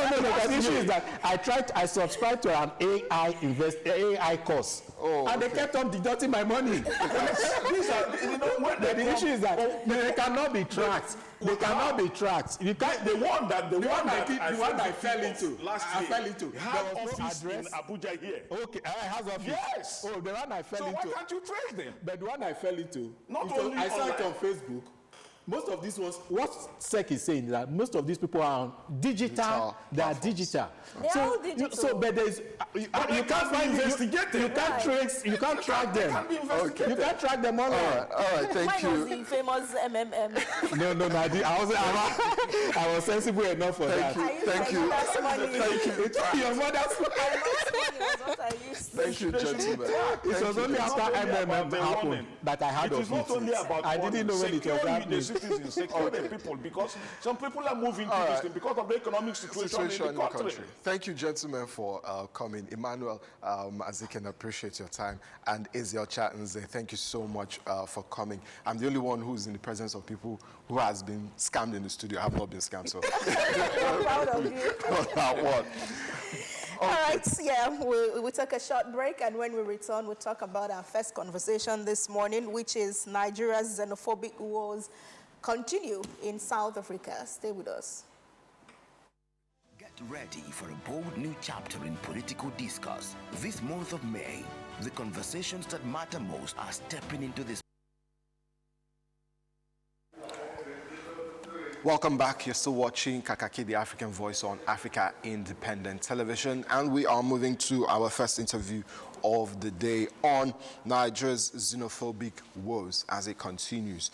That's our topic, and we have our guest joining us virtually, Austin Okeke Esquire, former president, Nigerian community in South Africa. Good morning, Austin. Thank you so much for joining us this morning. Good morning. All right, good morning. Thank you and welcome to the program. So we want to talk about Nigerians in South Africa, looking at the era of xenophobic attacks and all. Would you say that the xenophobia crisis has died down or even gotten worse than what we know? No, it's gotten worse. They have changed their tactics. The initial wave was on the streets. And now they individually go to shops to rob the business people, both Nigerians and other foreigners. That's a shame there. So now, this is the target of this violence all foreigners, or is this focused just mainly on Africans and to a large extent Nigerians? I think we should just change the word from xenophobia to Afrophobia. It is targeted on Black Africans only. They don't go to the white-dominated areas. It's as if the white people, whether they are legal or not in the country, are not foreigners. They are not immigrants. It is only the Black ones that are immigrants and foreigners. Okay. All right. So are the protests and attacks on Nigeria, and give us a highlight on how it's going right now, if it's still ongoing. Are there any figures to back in terms of how many Nigerians have also been targeted as a community? Do you have figures like that? We are still gathering figures. If you go to the city of Johannesburg, it's like going to Lagos, CBD.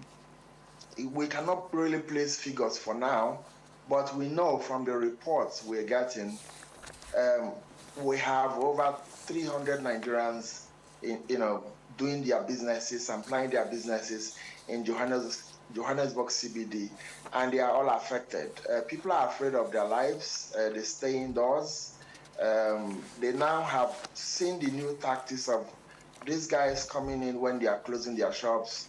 As they are about to leave, they'll be waylaid and money collected from them. Some will be lucky not to be shot. Okay, you've been in South Africa, from what we know, since 1994. Could you tell us, because we hear in the news and people's experiences who are there, they are taking our wives, they are taking our jobs and all of that. What exactly, beyond papers, is the root of this recent attack? The root of this attack is hunger with political undertone. The election is coming in November. Local government election is coming in November. People use it as a tool. Black Africans are now tools and pawns in the hands of politicians to gain mileage.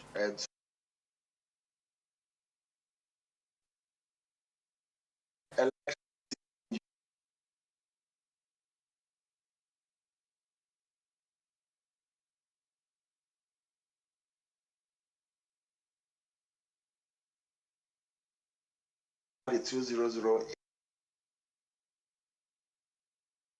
Africans were killed. If you recall, you see a burning man. The man was from Mozambique.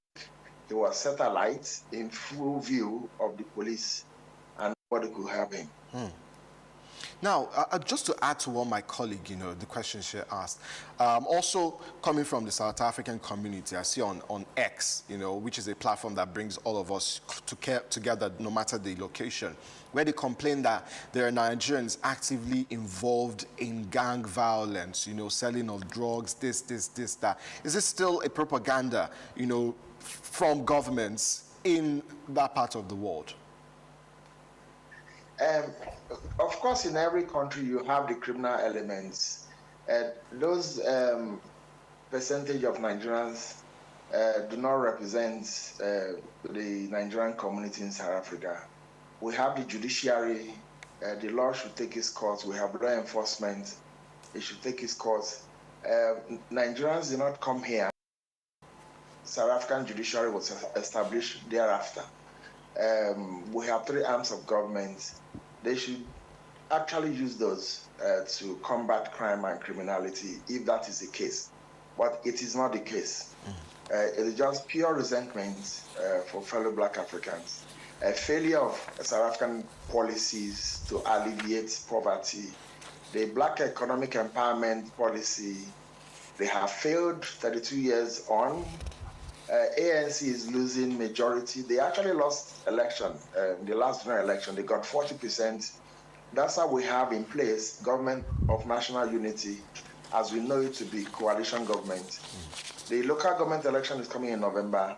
They are going to lose more. You know, come rain, come shine, they are going to lose. So parties are splitting. People are moving away from ANC and forming some splinter political parties.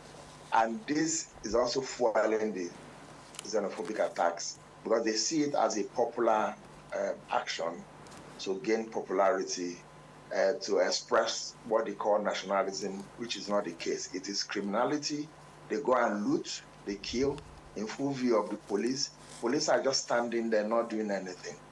We have 3 ultimatums standing, hanging on the heads of foreigners, issued by government officials. The KwaZulu-Natal, the Premier of KwaZulu-Natal, like a governor of a state, has issued one, which will expire in June. Between now and June, foreigners should leave his province, that's his state. It has not been withdrawn. We have a president in place in South Africa. He's not doing anything about it.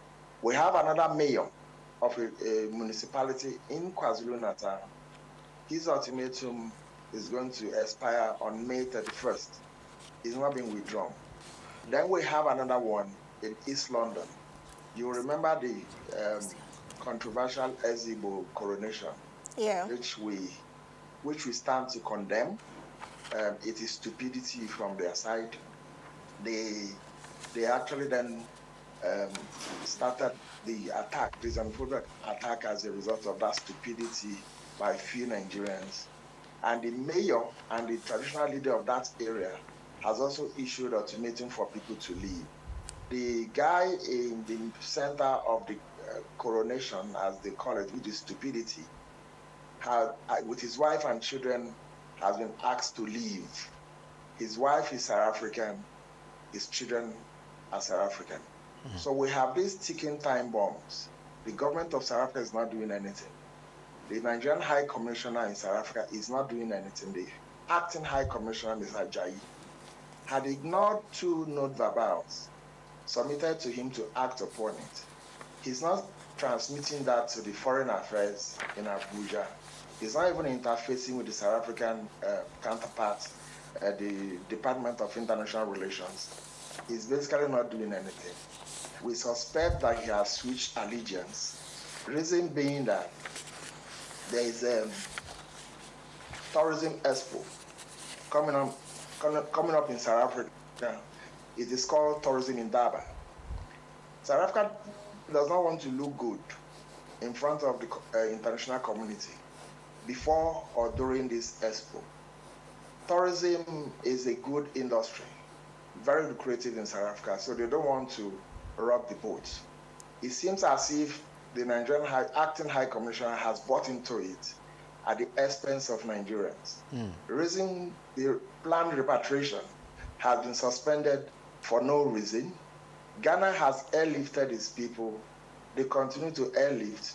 And suddenly our acting High Commissioner is not doing anything because he is playing into their hands.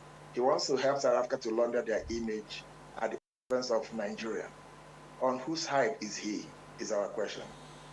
All right, you've raised strong allegations and accusations right there, talking about the incapability of people who should be representing us there. But Nigerians who are venting their anger and their displeasure about this everywhere they find possible. They've said that Ghanaian president, for example, President John Mahama, earlier in the week, ordered the evacuation of 300 Ghanaians from there. And it looks like it's now a Nigerian thing because they have other countries there as well. You want us to call it Afrophobia. You want us to call it that way, that this is a thing against African countries. They are not even suffering a fraction of what Nigerians are going through. And looking at the deadlines from nameless organizations and people saying you have up till June 30, you don't even have to wait up until June 30 to leave the country. Yet the government is saying you are safe here, but the experience is different. I mean, how do we look at this holistically and to ensure the safety of people who are there? Okay, if the government is saying that they are safe, let them then engage the Premier of KwaZulu-Natal, the host city of the tourism expo, and tell them to withdraw the ultimatum. Let them engage the two other ones to withdraw the ultimatum. They are not engaging them. They are only focusing on the symptoms, which is using other diplomats to clean up their mess. They should focus on the cause of the symptoms, which is withdrawing of this ultimatum. They haven't approached them. They are not giving directives to their police to stop this thing. They know some of these mob leaders. They know who they are. They are everywhere on social media. They know their names. They know their addresses. A normal country will go and arrest them because apart from what they are trying to demonstrate, this is just stupidity. It is not nationalism. It is also economic sabotage for South Africa economy. You want foreigners to come in, yet you are leaving mob leaders to run the show. Where is the police? All right, now you've talked about some Nigerians wanting to leave. What of those who are actually probably citizens of South Africa as it is right now? I'm sure there are people who have been there for years. You, for example, you've been there for years. Those who have everything stationed there as well. What's the kind of situation for those individuals right now? Also, you talked about businesses. I've been seeing images, of Nigerians' businesses being under lock, people being whipped to lock their shops. And then you see South Africans going to open shops, come and celebrate it, on X that, oh, this so-so-so person has, started his own shop or has his own shop. Are these shops being taken over? Is that the situation or, Some of the shops are being taken over. That brings me to another ill we experience in the society. You have property hijack is increasing. We have lost Nigerians as a result. South Africans go hijack people's properties without recourse. You have to go through a whole length of processes to even get a recourse or legal relief. And what you see is exactly a miniature property hijack. We know on record that the mayor of Escort in KwaZulu-Natal had indefinitely shut businesses of foreigners in that locality, all because they did not open their shops on the day South Africans were protesting. And of course, when they protest, they loot. So they are angry that foreigners do not open their shops for their people to loot, and they closed it. He now ordered that those shops must remain closed indefinitely. We now have understood that he's now giving away those shops to locals for them to run. Now, you as a lawyer, let's look at how you can come in. Is there a way, you can come in, lawyers who are Nigerians, come in to help protect Nigerians, especially with the taking over of their shops, and also defense against these mayors which you have accused of supporting their people in these activities being carried out? Every information I'm giving to you is in the public space. I'm only reiterating them. I can forward, facts. If for your question, seeking compensation or redress, we can do that. We started doing it from the first where celebrated xenophobic attack. We arranged our papers. We arranged and calculated the quantum of damages to seek redress upon. We tried to use the Nigerian mission, whose primary goal is to protect the interests of Nigerians here. At least to go negotiate some compensation. If negotiation fails, then the second option will be litigation. So we have all these things. We can do it. But when a president of Nigeria would then come, make public announcements, the Nigerians are not seeking compensation, it will dampen your spirit. The victims will then say, okay, my leader has said this, he goes on to lick his wounds. Then for the subsequent xenophobic attacks will happen. The late President Jaradua has said this in South Africa. We are not seeking compensation. The late Buhari has said similar things. We are not seeking compensation. They all visited South Africa just when we were having xenophobia. So then what then do you see the outcome from wherever it is, from negotiation, or even the court that will take a length of time? Litigation is not easy. It drags and drags. And some of these victims don't have time for it. And it is expensive as well. So reason why we think political negotiation is best way to seek compensation. Okay, the tourism expo that is coming up in no time in KwaZulu-Natal, which is one of the provinces there, the people, Nigerians suffering there right now, have said that that is the avenue where they have been threatened repatriation and return to wherever they come from. They've also accused the High Commission of neglecting them, not coming to their aid, but instead working in favor of the South African government. But can we look at their readiness, their preparedness to return home should help come their way? We understand that private business owners like Epis, for example, this is something he would usually jump on, but maybe because of the crisis around Jet A1, the aviation fuel, he might not be able to, and now government is not forthcoming. Should there be any individual, or say government wakes up tomorrow, are you aware of the people's readiness to come home? We have a list of people that want to come home. We've lost count. Okay. Some are destined. They are stranded. Some cannot even, afford 3 square meals. They have wife and kids. They are ready to go home. They are ready to be repatriated.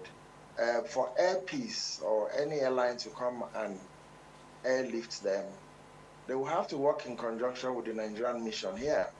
They will have to have clearance from the South African government. So all this is not, they're not giving them the enabling environment to do that. Even if they have to come on their own without the assistance of the government, they need clearance to do that. They need Nigerian mission to process these people. They need the South African government to process these people. But it is not happening. All right, now, still talking about the conversation of what the Nigerian government can do and should be doing. We know in the Senate there's been hot, conversations about what should be done. Senate President as well was talking about a high-level delegation, to South Africa. Senator Adams Oshiomhole was countering it, was talking about being aggressive as well with the South Africans in terms of their businesses here in Nigeria, withdrawing licenses, from their big corporations. And as you know, here in Nigeria, something like MTN Nigeria, generates a whole lot of, money for South Africa. If the Senate should go down that route, what kind of impact? Would it have a negative impact as well on Nigerians in South Africa? Talking about, will the South African people, become more angry to push back as well on the Nigerian people there? So how do we now find the middle ground on what should be done? The middle ground is for their government to be forthright, to come outright and condemn it, and to act upon criminality. Because what you see on the street is criminality. Vigilanteism is criminal. They have police, they have law enforcement that will do all those things. If at all these foreigners have done anything wrong. Regarding retaliation, reciprocity in diplomacy is like bread and butter. They use it all the time. President Jonathan used it during his time. At some point, Professor Wole Soyinka was actually embarrassed at the airport, South African airport, and some of them were deported to Nigeria. President Jonathan then retaliated, started picking some South Africans for deportation, which happened. It was after that the South African government then woke up and said, enough is enough, we are very sorry. At some point, they even sent some presidential envoy to Buhari, to go and appeal for calm. But all these things don't work. None of these mobs you see on the streets since the xenophobia started have been prosecuted. if there are maybe 1 or 2 or 3 as a result of death, so if they are serious about it, they should make pronouncement. I support what Oshomole and some other senators are saying.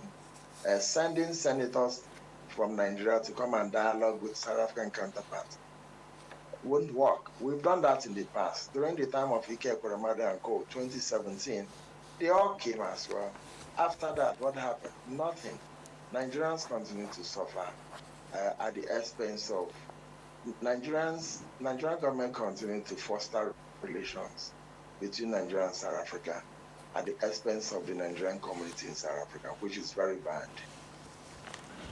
Okay, let's look at, because we hear right now that some Nigerians in South Africa, they've moved from black community to identify with the white people who they believe are safe for their own safety as black people. I mean, is that the case? Is that really happening? And how and what impacts has that relocation had on their safety?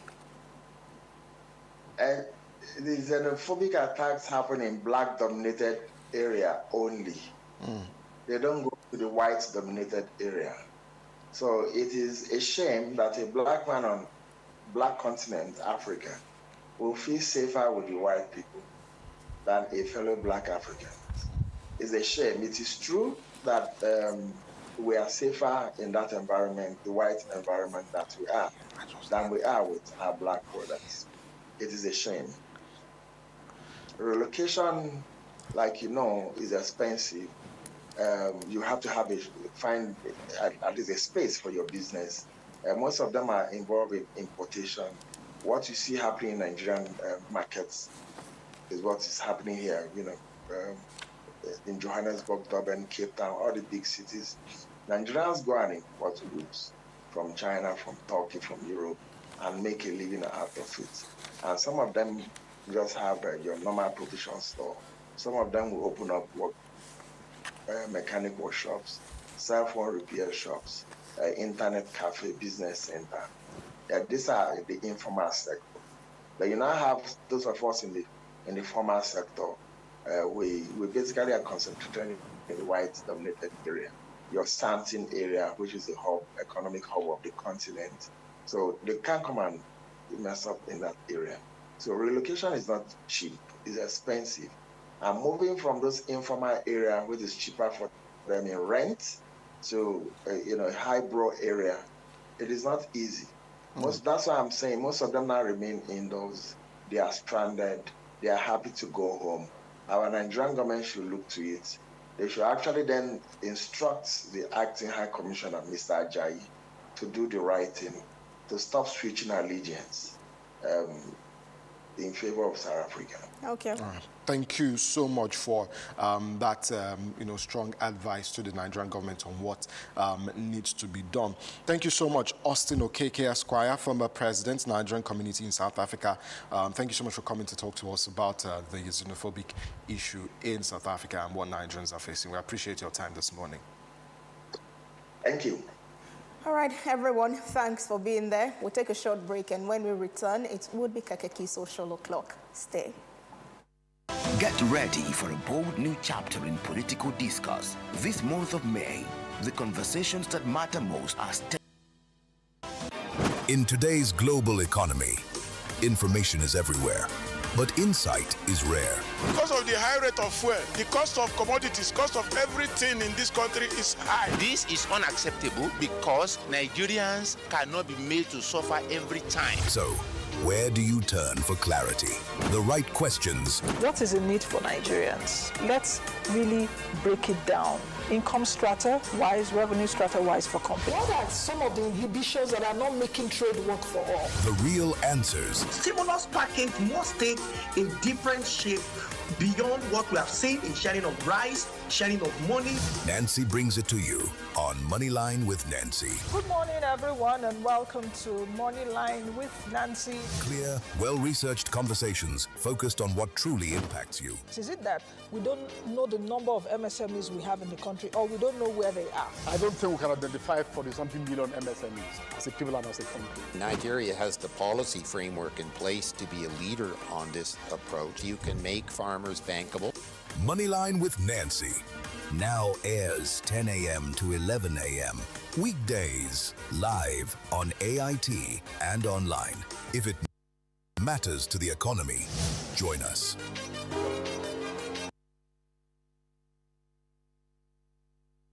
It's Friday and the vibes are already setting in. This is Kakaaki Social and I am Chidera Izudoye. Welcome. Now, the former Anambra State Governor and 2023 Labour Party presidential candidate Peter Obi says he would prefer to serve only one term as president if elected, stressing that national stability and good governance matters more than political longevity. Now, speaking during a recent engagement, Obi declared that he would not remain in office beyond a single term, insisting that leadership should be driven by service and integrity. The former presidential candidate says Nigeria needs leaders committed to accountability, to economic reforms, and to national unity rather than personal ambition. Let's see how netizens are taking Obi's statement. Now, Olayinka says, whether na lie or being desperate, let him first enter. There must be a reason for him to go for a second term, apart from if a gun is pointed to his head. That was what Obi said. Now, our second Dimeji is saying, remember this quote, because if Peter Obi wins the presidential election in 2027, the opposition party won't allow him achieve his aims for 4 years. And another user, the Testament podcast says, does Peter Obi in his thoughts think that he would have the resistance from those who would have killed to be in this position, who embezzled billions of dollars, those who have used their offices to loot and enrich themselves, those who are sponsors, benefactors of the insecurity in Nigeria? He thinks he would not have a fight with the bureaucracy, those who profit from the detrimental state of Nigeria. Does he think he would have a smooth ride in the implementation of his political ideologies? Well, let's wait until then. Now, Patrick is saying Nigeria's economic stability can't be solved under 4 years, no matter how a leader is economically brilliant. I have been following leadership and helpfully after my master's degree convocation through the United States Leadership Diplomatic Programs, I have all the evidence. And we have Phenomenal who says if he wins, he'll contest again, saying he needs more time to finish the work he started. He's not different from other politicians. Now, let us continue. The presidency says efforts to ease economic hardship across the country are being intensified, with President Bola Ahmed Tinubu approving the distribution of 20 trucks of rice to each 36 states of the Federation. Now, the presidential aide, Abdullahi Yakasa, disclosed this while highlighting ongoing interventions aimed at cushioning the impact of rising living costs of Nigerians. Now, according to him, the food distribution forms part of the administration's broader relief measures designed to support vulnerable households and improve food access nationwide. Jakasa says Tinubu's administration remains committed to delivering economic reforms alongside social support programs targeted at reducing the burden on citizens. 20 trucks of rice. Let's see how netizens are taking it. Now, Checking Point is saying, then what happens to the other foodstuffs? Or do we live by rice alone? Why not make the environment conducive enough so that everyone produces his own rice, rather than hand out rice that finishes early? I think we have to go to Burkina Faso to learn their ways. And Naked Africa says, continue speaking English, cushion the effects of hardship. How does handing out rice every 4 years solve the problems of a common man? And Davidson says, it's people in government that benefit rather than see it to marketer. And the final reaction in this story says, there is insecurity in the north, you give them rice. There is poverty in the land, you give them rice. The economy is not thriving, you send them rice. Masses are complaining, you give them more rise. Now, Seyi Makinde has officially declared his intention to contest for Nigeria's presidency under the platform of the Allied People's Movement, setting the stage for a fresh political battle ahead of the next general elections. The Oyo State governor says his decision is driven by the need to deliver people-focused leadership, economic stability, and national unity across the country. Makinde, known for his governance style and infrastructural reforms in Oyo State, says Nigerians deserve a leadership built on accountability, development, and inclusive growth. Let's see what netizens are saying concerning Seyi Makinde. Now, Temian says this isn't just a declaration. It is a calculated gamble to consolidate the Southwest opposition while the big players are still figuring out their seating arrangements. In Nigerian politics, the early birds either gets the worm and becomes the sacrifice. Interesting times ahead. And Alashe says he won't see 1 million votes, but it is calculation to protect his down-ballot National Assembly candidates. Same reason Kwankwaso ran in 2023. And we have one more user says, this man is so clean. There are clean, smart-looking, credible, and competent people like this from the Southwest, and all we could get for 2023. Good luck to Makinde. He's wishing Seyi Makinde good luck there. I think we have one more reaction. James says, interesting move from Governor Makinde. As the sitting PDP governor announcing under APM, it feels like a tactical play rather than a straight bid for Aso Rock. Could it split Southwest votes and quietly help the incumbent? A very legit question. Well, let us continue. Peter Obi is trending again after saying that 6 months is sufficient for any serious leader to travel across Nigeria to engage citizens and understand the country's pressing challenges. Now, Obi stated that 180 days is more than enough to visit all 36 states of Nigeria and to listen directly to the concerns of Nigerians, stressing that leadership must remain connected to the people at all times. Let's see Obi's video. I go to the people. That's why I said, I'll do a tour. I want to go to Jos, for example, spend 2 days, listen to the leaders and why we have this problem there. When are you going to do that? When you get into office? When are you going to have 4 years? No, can't you have enough time? Where is your president today? He's spending 2 weeks outside. He said 2 weeks can be spent 3 days in Jos. Okay. 3 weeks. He goes out for 3 weeks. Assuming he's going to states, he cannot stay more than 7 states, 3 days. Your president traveled out of 365 days, 192 days. 192 days divided by 3. 3 days. How many is it? Just use 180, let's say half of the year. Say half, 180 days. Divide 3 is 50. How many states do we have? 36. You have more than enough time. More than enough time. More than enough time. I thought all local governments. These are taking Obi's gist. Now, Kole says, we have governors and assembly members for each state. Local government areas also have chairmen as well as councillors for each ward. What will be the job if you leave all you are meant to do as a president to start visiting all 774 local governments just to listen to their problems? And another user saying the same thing, AGM says, when Peter Obi becomes president, everybody will have his phone number. He'll make sure that nobody goes to bed hungry.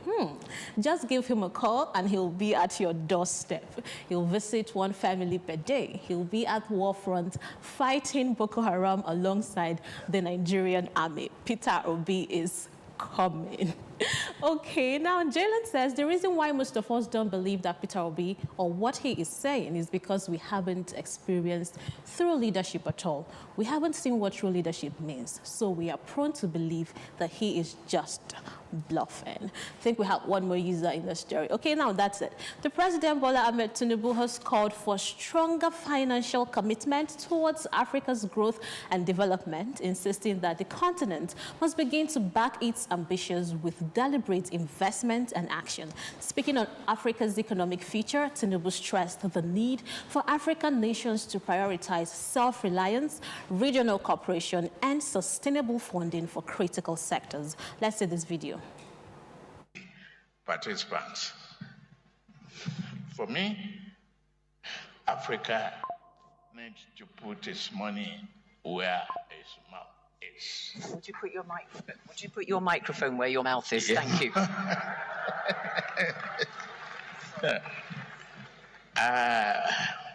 We need to put our money where our mouth is and develop a relationship.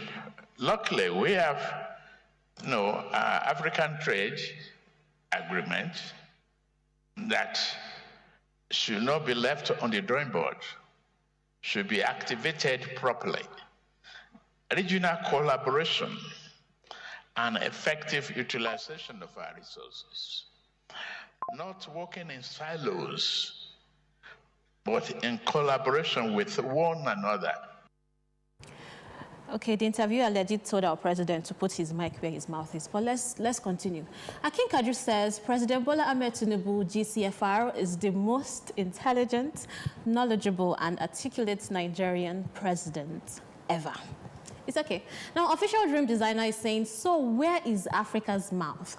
Does Africa as a whole have a united foreign policy or an alignment policy? And we have another user who says, facts, God bless you, Mr. President, we love you.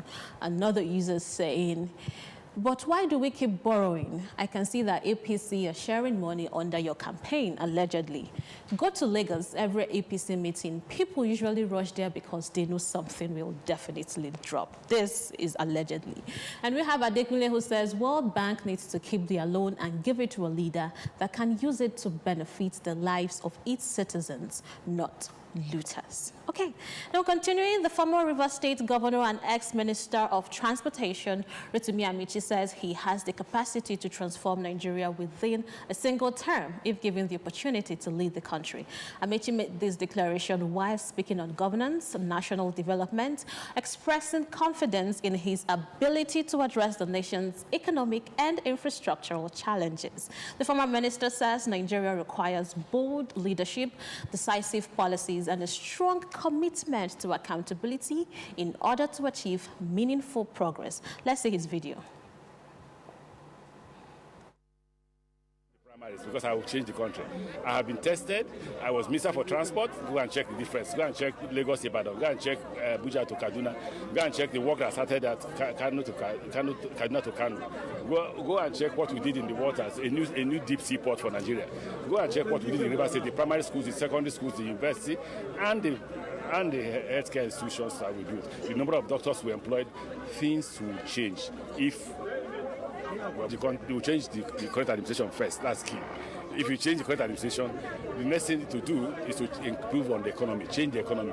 Because currently people are dying of poverty, people are dying of hunger. The president is growing fat. Nigerians are losing weight. All of a sudden, everybody needs one time to perform magic. Let's see what netizens are saying. Daniel is saying there's no need contesting. He should have passed his brilliant ideas to Buhari and maybe share them with Tinubu since he worked closely with Buhari and campaigned for Tinubu. And we have another user, Mr. Steven says, Nigerians have heard I would fix Nigeria from politicians for decades. At this point, people are less interested in promises and more interested in credible, measurable plans. And Ali says, from the Lion of Ibuma to the Miracle Man of 2027. Amechi is really trying to beat the renewed hardship with a 4-year speed run. Let's see if his engine has enough steam. And we have the Nigeria lad who says, I will turn Nigeria around in 4 years. A man who spent 8 years as governor of Rivers State from 2007 to 2015 and 8 years as minister from 2015 to 2023. That's 16 years in public office, sir.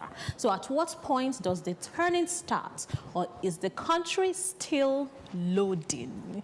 And we have one more user says, Amici is the best governor Rivers State ever had. He was fantastic.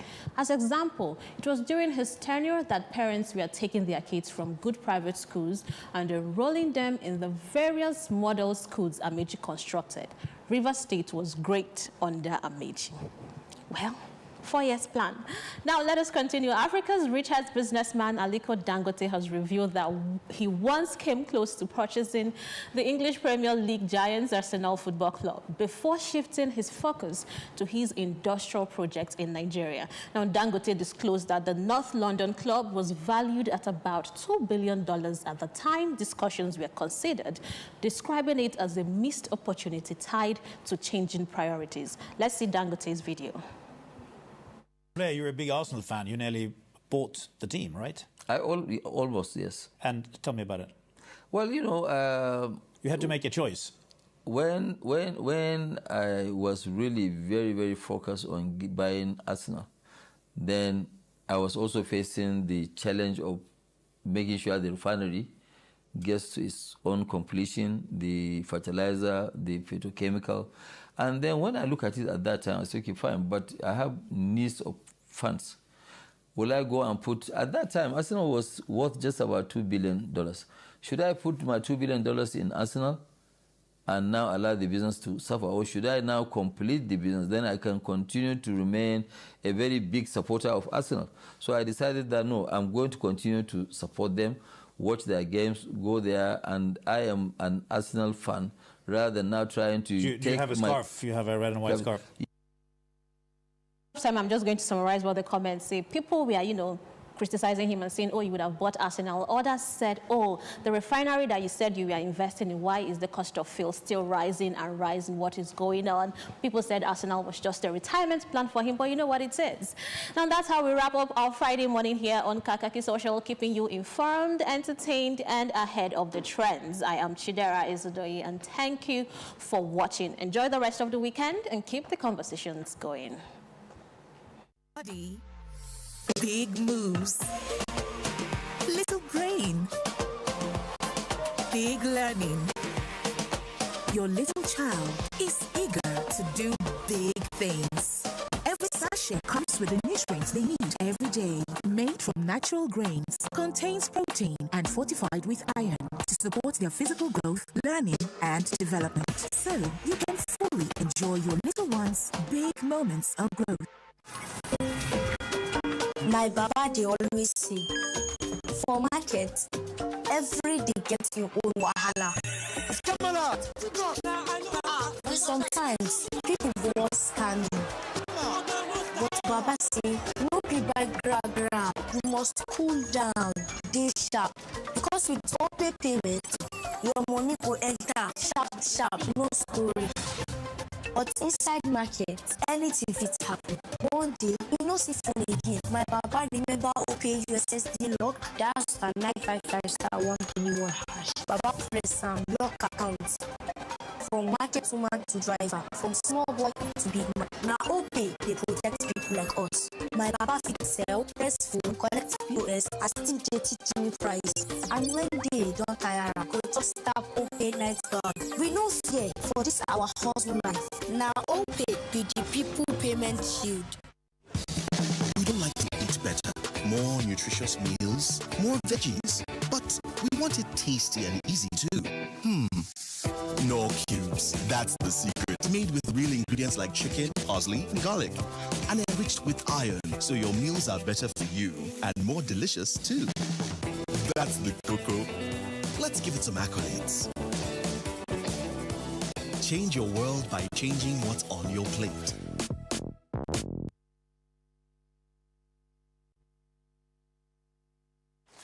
All right, everyone, thank you so much, and welcome to our second conversation for today, which is the conversation around the International World Day of Family. Just to highlight that this edition, the United Nations observance, is focusing on the theme families, inequalities, and child well-being. And they said that it highlights how widening disparities in income, healthcare, and education affect children's development, and advocate for family-oriented policies to break intergenerational cycles of disadvantage. So we want to look at this, what it means, and what way forward from the theme, especially that of inequalities. Chooks? Yeah, we have joining us virtually Professor Taiwo James Obindo, Professor of Psychiatry, University of Jos. Good morning, Prof. How are you today? Good morning, all of you, and good morning, viewers at home. Yeah. It's a pleasure to be on the set. Okay, Prof, if you just do us the honors of, trying to stabilize your device as well, so we can see you clearly. Okay, all right, better there. All right, I'm sure you're a family man, and there are people out there who say that such days like International Family Day are such a waste of time. Nobody should be thinking about, celebrating it. What would you say to that? And Professor, you don't need to hold your phone. If you could just rest it somewhere for a stable shot. Yeah. Well, we need to understand the importance of the family. Okay. Is it better now? Yeah.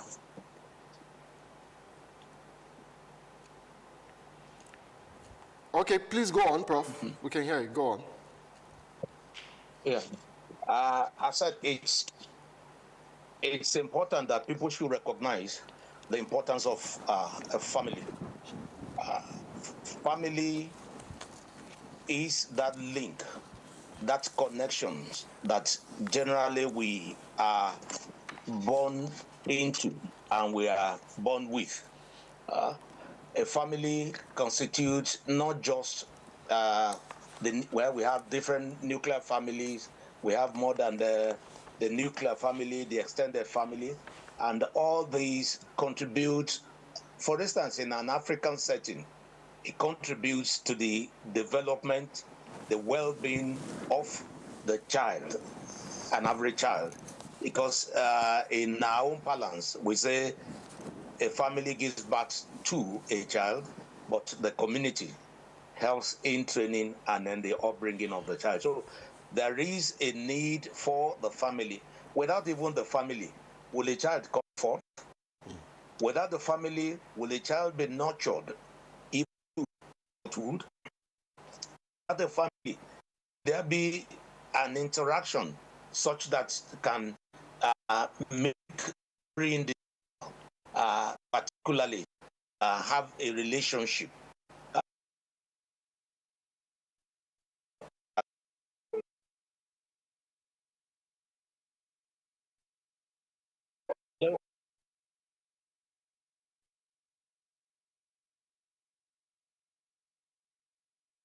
The shot these off because these are actually so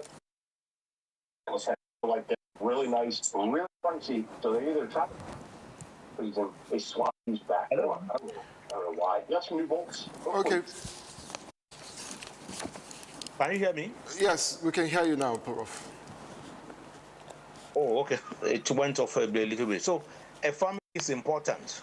And those who cannot appreciate the importance of a family then have to look at their upbringing, their coming into the world, their support system that help them in getting to where they are. And as I always tell people, your family goes beyond those who you are related to in terms of a blood relationship. Anyone, for instance, in a community, you are more or less related, you should relate like a family, and you should be able to interact with each other. So the importance of family cannot be overemphasized. Presently, we have, as I said earlier, nuclear family, we have extended family, and there is a community that we are meant to also relate with. So let's give an instance. The emotional relatedness of a child to the mother tended to lay the foundation of who the child will be, whether the child will develop a mental health issues later in life. This is important because if for any reason the mother is not available to respond to the cues that the child is given, and it gets to a stage that the child is denied that emotional bonding that is needed, then that lays the foundation of a possible mental health issues later in life. A family is responsible for the upkeep and the development of a child. A family is responsible for support if there are challenges in the process of the child growing up. The family helps in stabilizing as a form of buffer to the child. So generally, the importance of family cannot be overemphasized, and that's why the World Health Organization decided that there should be a happy International Day of Families, All right, which would need to observe yearly by May 15.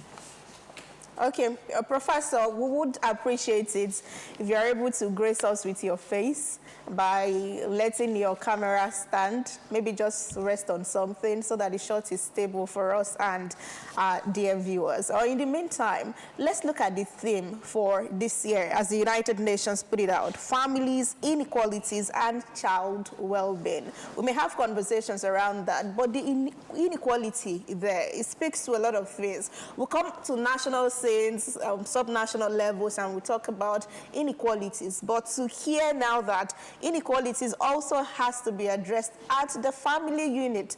Speak to us about this theme and how you perceive it. Well, we are all born into a family, and the relationships that exist between the child, the newborn, and the family will go a long way in helping the child to develop well and to achieve or attain its potential. A child that grows in a well-knitted and a loving environment will surely grow up to be a responsible citizen in the society and can be nurtured to the extent that he or she grows to attain his potential. I will say quickly that the definition of mental health, because all of us are meant to have mental health. The definition of mental health is that a level of well-being that an individual is able to attain his potential, is able to face normal stresses of life, is able to work productively, and is able to contribute to the community. So if for any reason a child is not able to attain all this, then his mental health is impacted, and the society, the nation will be deprived even of the contribution of that particular child. Let's take, for instance, a child that as young as age 4 or 5 is allowed to go on the street to fend for himself or herself. That will not give that child enough opportunity. So there's inequity in that. There's a minimum requirement for a child, like the human rights of a child is to education, is to health. And there are families that are not able to provide this. And with that, that also sets an inequality in that. So a country should be able to provide education free of charge to a particular level, thereby leveling the equation. If a country should be able to provide health to an average child, so that if there are challenges, if there are issues, parents will not need to pay out of pocket. And a lot of Nigerians cannot pay out of pocket presently. So they are denied, the children are denied opportunity for good health. So this inequality is what we as a country will need to address and make sure that every child have access. For instance, a woman who is pregnant should have access to maternal health care. Because if for any reason there are challenges in the development of the child, it also will impact on the eventual nature or the kind of person, the kind of child that will come out. some with challenges, because a malnourished mother will not be able to adequately give birth to a very a good and a healthy child. So maternal mental health should be given priority. Child health should also be given priority, as well as education of an average child. And thereby, those three levels tends to remove some of the inequalities. And as I said, any family that is not able or that allow their children to go out into the, I can mention it, the Almajiri system is not helpful to our nation. And therefore, let's give them formal education. They can have the religious education on the side, but they should have formal education to a particular level. And as a country, we have agreed that the junior secondary school will be the minimum that the child should have. And that is what I think the country can do to make sure that we bridge the inequalities that occur at birth. Thank you. All right, so going by your explanation, and the theme of this day, is it easy to say that this theme is focusing more on underdeveloped countries, third world countries, fourth world countries, and the issues in families? And is it that these first world countries as well do not have these issues in terms of families, family relations and all of that? Well, I will agree. Thank you very much for the question. It happens even in the developed world, even though they've been able to normalize the inequality to an extent. A mother who developed postpartum or puerperal illness, that means illness associated with delivery, in the developed world will not be able to respond to the child, and therefore may lay a foundation for challenges later in life. In a developed world where everybody seems to work, given the needed emotional relationship between the child and the mother may affect the child's growth, and that also will impact on the development of the child. So it may not be as a result of economic issue, but the availability of the parent. In fact, in a developed world where everybody is into himself or herself, the family are not relating with each other, families are not relating with each other, it will also impact. One of the things, the best thing that we have as Africans is the fact that beyond the nuclear family, the extended family also help in the growth and development of the child. So in the developed world, where everybody is on their own, the relationship is affected, then the individual, the child, may not grow as he should. And therefore, those challenges that may occur later in life. And that's why you have some of them go more into substance abuse. Some of them go into some violent behavior. But in the low and medium income country, our challenges are largely economical. Most families do not limit the number of children they will have, even to the amount that they have. Economically, you should be able to know how many children you can adequately cater for. And if you go beyond that, then it will impact on the others. And in our own environment, we've even seen families sending their children to relations who can help them in their growth. But all this, if a government can get to the level where maternal health is given priorities, child health is given priority, education of an average child is given priority, then these inequalities can be handled. But it also occurs in the developed economy. But causes are different from our own, the challenges we have in the low and medium income countries. Thank you. All right, Professor, thank you too for your rich insight. But also tied to this is the issue of the family around values, and by this I'm referring to principles, attitude, beliefs that is shared within the household, for example, that will in turn guide how we behave, our decision-making sense, and even interpersonal relationship. And all of those seem to be eroding fast from our family, especially around us here in Africa, and then by extension, Nigeria. What is the way out of this? Well, every family must realize that the development of a child is largely dependent on the value, the virtues that we procure for the child, right from birth to adulthood.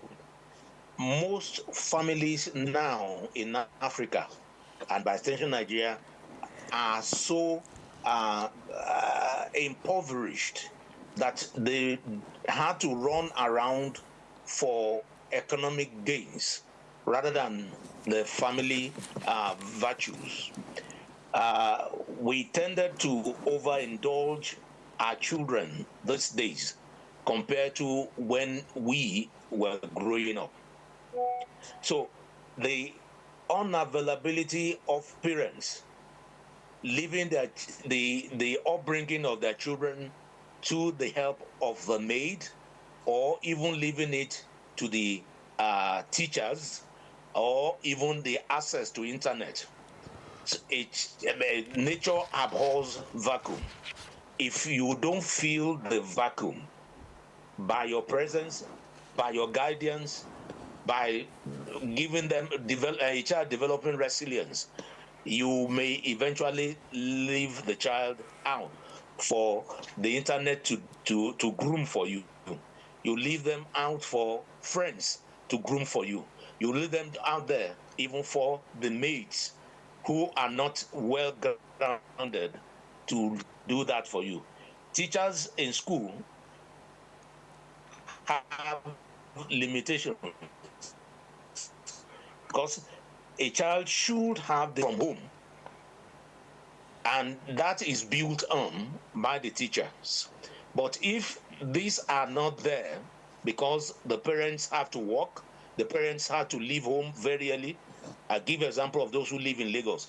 Some children do not get to see their parents until probably on Sundays, because by 4 a.m., before the child wakes up, the parents are already out of the house so that they can get to work for 8 o'clock. And some of them do not get back until 10, when the child would have slept.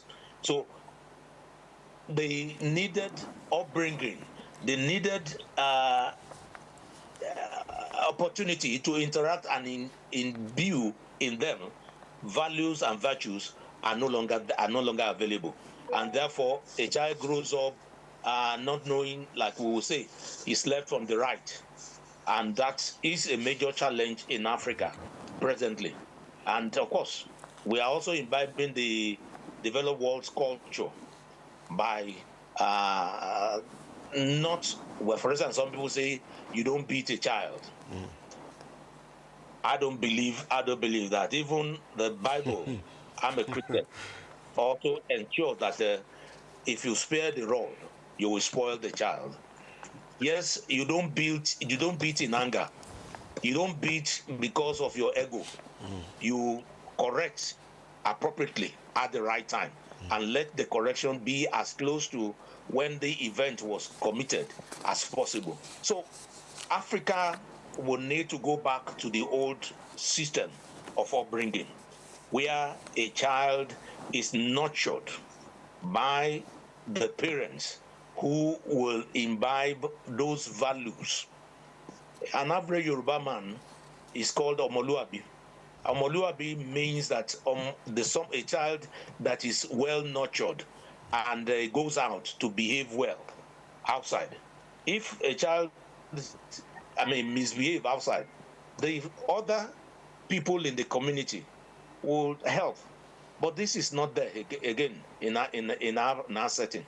So to a great extent, there have been a lot of challenges in the upbringing of our children. All right. And children are now left to the whims and caprices of the society. All right, Professor, since you brought us this way, I like as a follow-up, before now, we used to hear of communal parenting, where in fact the whole community is your parent. You do a thing wrong, someone can even beat you, chastise you before they report you to your own biological parent. And now, but we see what we now call soft parenting, that doesn't allow you even raise your hand on your child. So they would rather preach negotiation. So I tell my child, this you did, mommy doesn't like it, don't do it again, instead of flogging that same child. Don't you think that parenting styles is okay that they evolve? Yes, that's exactly what I was trying to get at. The fact that that communal raising of a child is no longer there. In fact, parents go to school to harass teachers for beating their children. And we've had instances where a teacher is largely assaulted because he or she corrected a child. We need to go back and make sure that the upbringing is not the same thing with the developed world, where they are having issues with violence and all that. We need to make sure that virtues are imbued in our children, and then we don't withhold the stick when it's needed. I'm of that school, that we need to discipline a child, not necessarily beating all the time. There are other means of doing this, but if caning is important, it definitely will need to be applied. People at the Oyinbos came up with the idea that you crush the confidence of a child by beating. We were beaten. We were caned. We were disciplined, both at home and in the community. But someone would say that was your era. You even pray that was your turn. After being scolded. Sorry? I said someone would argue that was then. It's no longer in vogue. Someone would say that it was in the past, that now it's a different style. Parenting styles have changed. No, and that time have not changed. It is we that we are trying to reinvent the wheel. We were trained that way. Can you say the same thing of the recent children that are being raised? I agree that we don't overdo it. We don't discipline in anger. You must make the child understand why the beating is being done. So a lot of people beat or cane because of their own ego. No, you've spoiled my name outside. You've done this. And in anger, a child seems to be corrected. But that is wrong. We need to make sure that in doing so, give me your hand. Deny them some benefits, some things that they will, so that they will realize that act needs to be discontinued. And that's the way life should be. Yes, sir. Okay. A very insightful conversation here today on International Family Day. And we had this morning Professor Taiwo James Obindo, Professor of Psychiatry, University of Jos. Thank you so much, Prof, for joining us this morning on Kakaaki. You're welcome. Thank you very much for having me. Yes. All right. You wanted to say something I just about wanted to say that generations? Gen Zs, millennial, alpha, don't beat. Yeah, It's a whole lot of conversations moved on to from have. that. Yeah, so but make sure you celebrate your family today, since it's International Family Day. And when we go off air, I'll find out from Rena what style she was used to. What style was used to train her. Community raised me, our As community raised me, and my mom was not even interested in only child for 11 years. Yes. She did what she had to do. But yeah, interesting, I must say. Coming up next is entertainment and lifestyle. Do stay with us.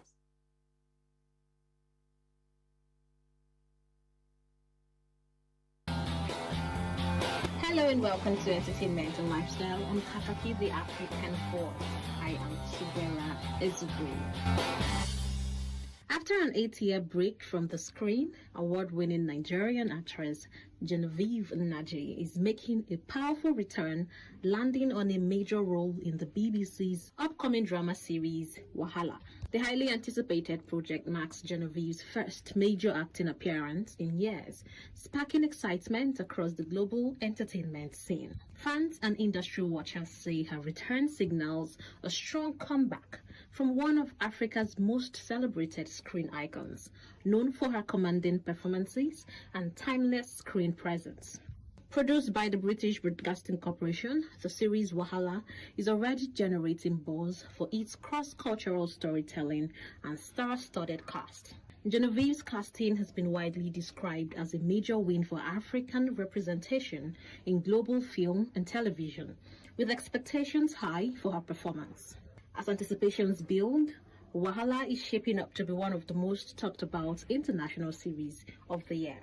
After 8 years away from the spotlight, Genevieve returns not quietly, but with global impact. The Recording Academy, organizers of the prestigious Grammy Awards, has finally announced the schedule for the 2027 edition of its nominations and awards ceremony. Key dates for the nomination process and the main award ceremony have now been released, setting the stage for another competitive Grammy season.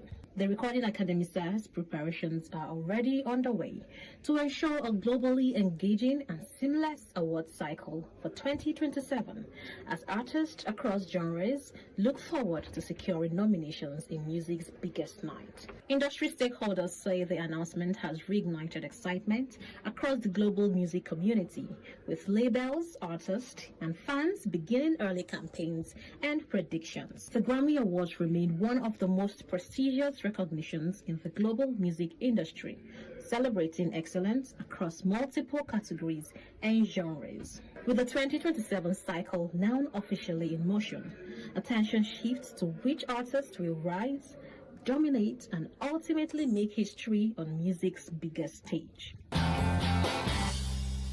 And finally on the segment, professionalism and compassion took center stage at the Treasury House in Abuja as the Icon Office of the Accountant General of the Federation chapter hosted its maiden send-forth ceremony for retirees. The event brought together top figures in Nigeria's financial management sector to honor those who have safeguarded the nation's accounts with integrity. The Accountant General of the Federation, Dr. Sham Sheldon Ogunjimi, says the welfare drive will be backed by a structured framework for long-term impact. Professionals entrusted with financial stewardship of our nation will commit immense expertise, discipline, and dedication in service to the public good.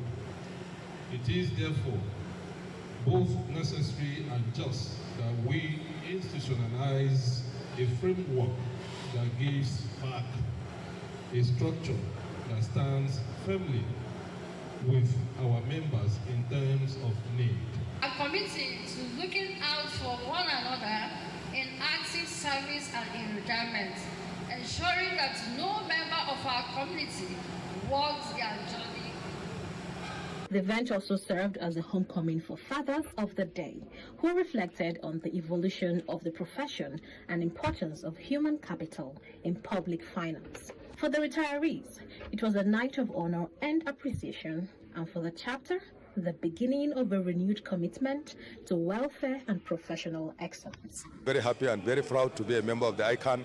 And, we urge them, particularly those in the service, to live up to the expectation, ensure that integrity is protected, professionalism is there, And then there is always transparency, accountability, up to record keeping and documentation of all their transactions.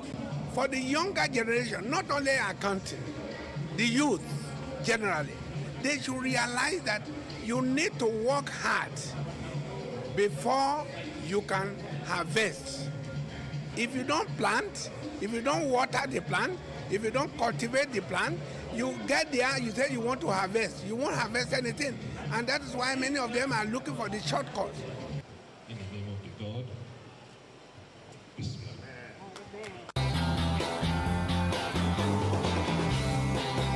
That's it on entertainment and lifestyle. I am Chidera Israel. And that's it for Kakaaki, the African Voice. Thank you so much, and I hope you enjoyed the entertainment as well from Chidera. My name is Chukwuyenum Onwaka. And I am Onno Shurena Obozage. Thank you so much for doing a whole 3 hours with us, and that calls it a week and a day on Kakaaki, the African Voice this week. We'll see you again on Monday. I am Rena Obio on social media. Bye for now.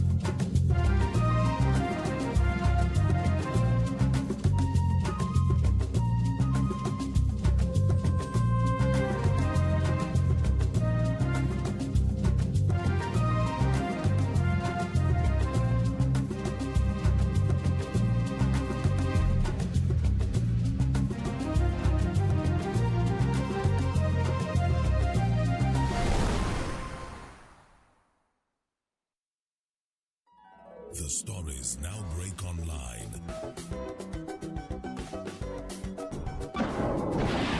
Don't miss anything from our real-time updates and exclusive content. Follow and participate in discussions on live TV studio programs to shape the narratives. Subscribe, engage, and share from AIT.live at AIT_online on X, AIT Online on Facebook, Official AIT Live on Instagram, TikTok, and Threads, AIT_live, and AIT Livestream 1 on YouTube. Stay connected with AIT. On air, online, on live. The issues as they break. The multitude, the political figures, the state and non-state actors. It's a serious threat to democracy. And our government seem to be incapable of protecting. The scheming. This is not a period we should sit back and go. Every part of this country is equal. The intrigues. There can be no one person that is bigger than the party. Deft moves and the momentous declaration. We didn't get any protection. I'm not particularly against anybody. We track and capture them all. I don't believe in godfatherism in politics. Follow in-depth analysis and no-holds-barred interviews. Armed forces of the country is well capable. They need the political will. Are they just waking up from sleep? Is there complacency? Feel the pulse of happenings in the political arena on AIT Democracy Today. Widely acclaimed authority on politics.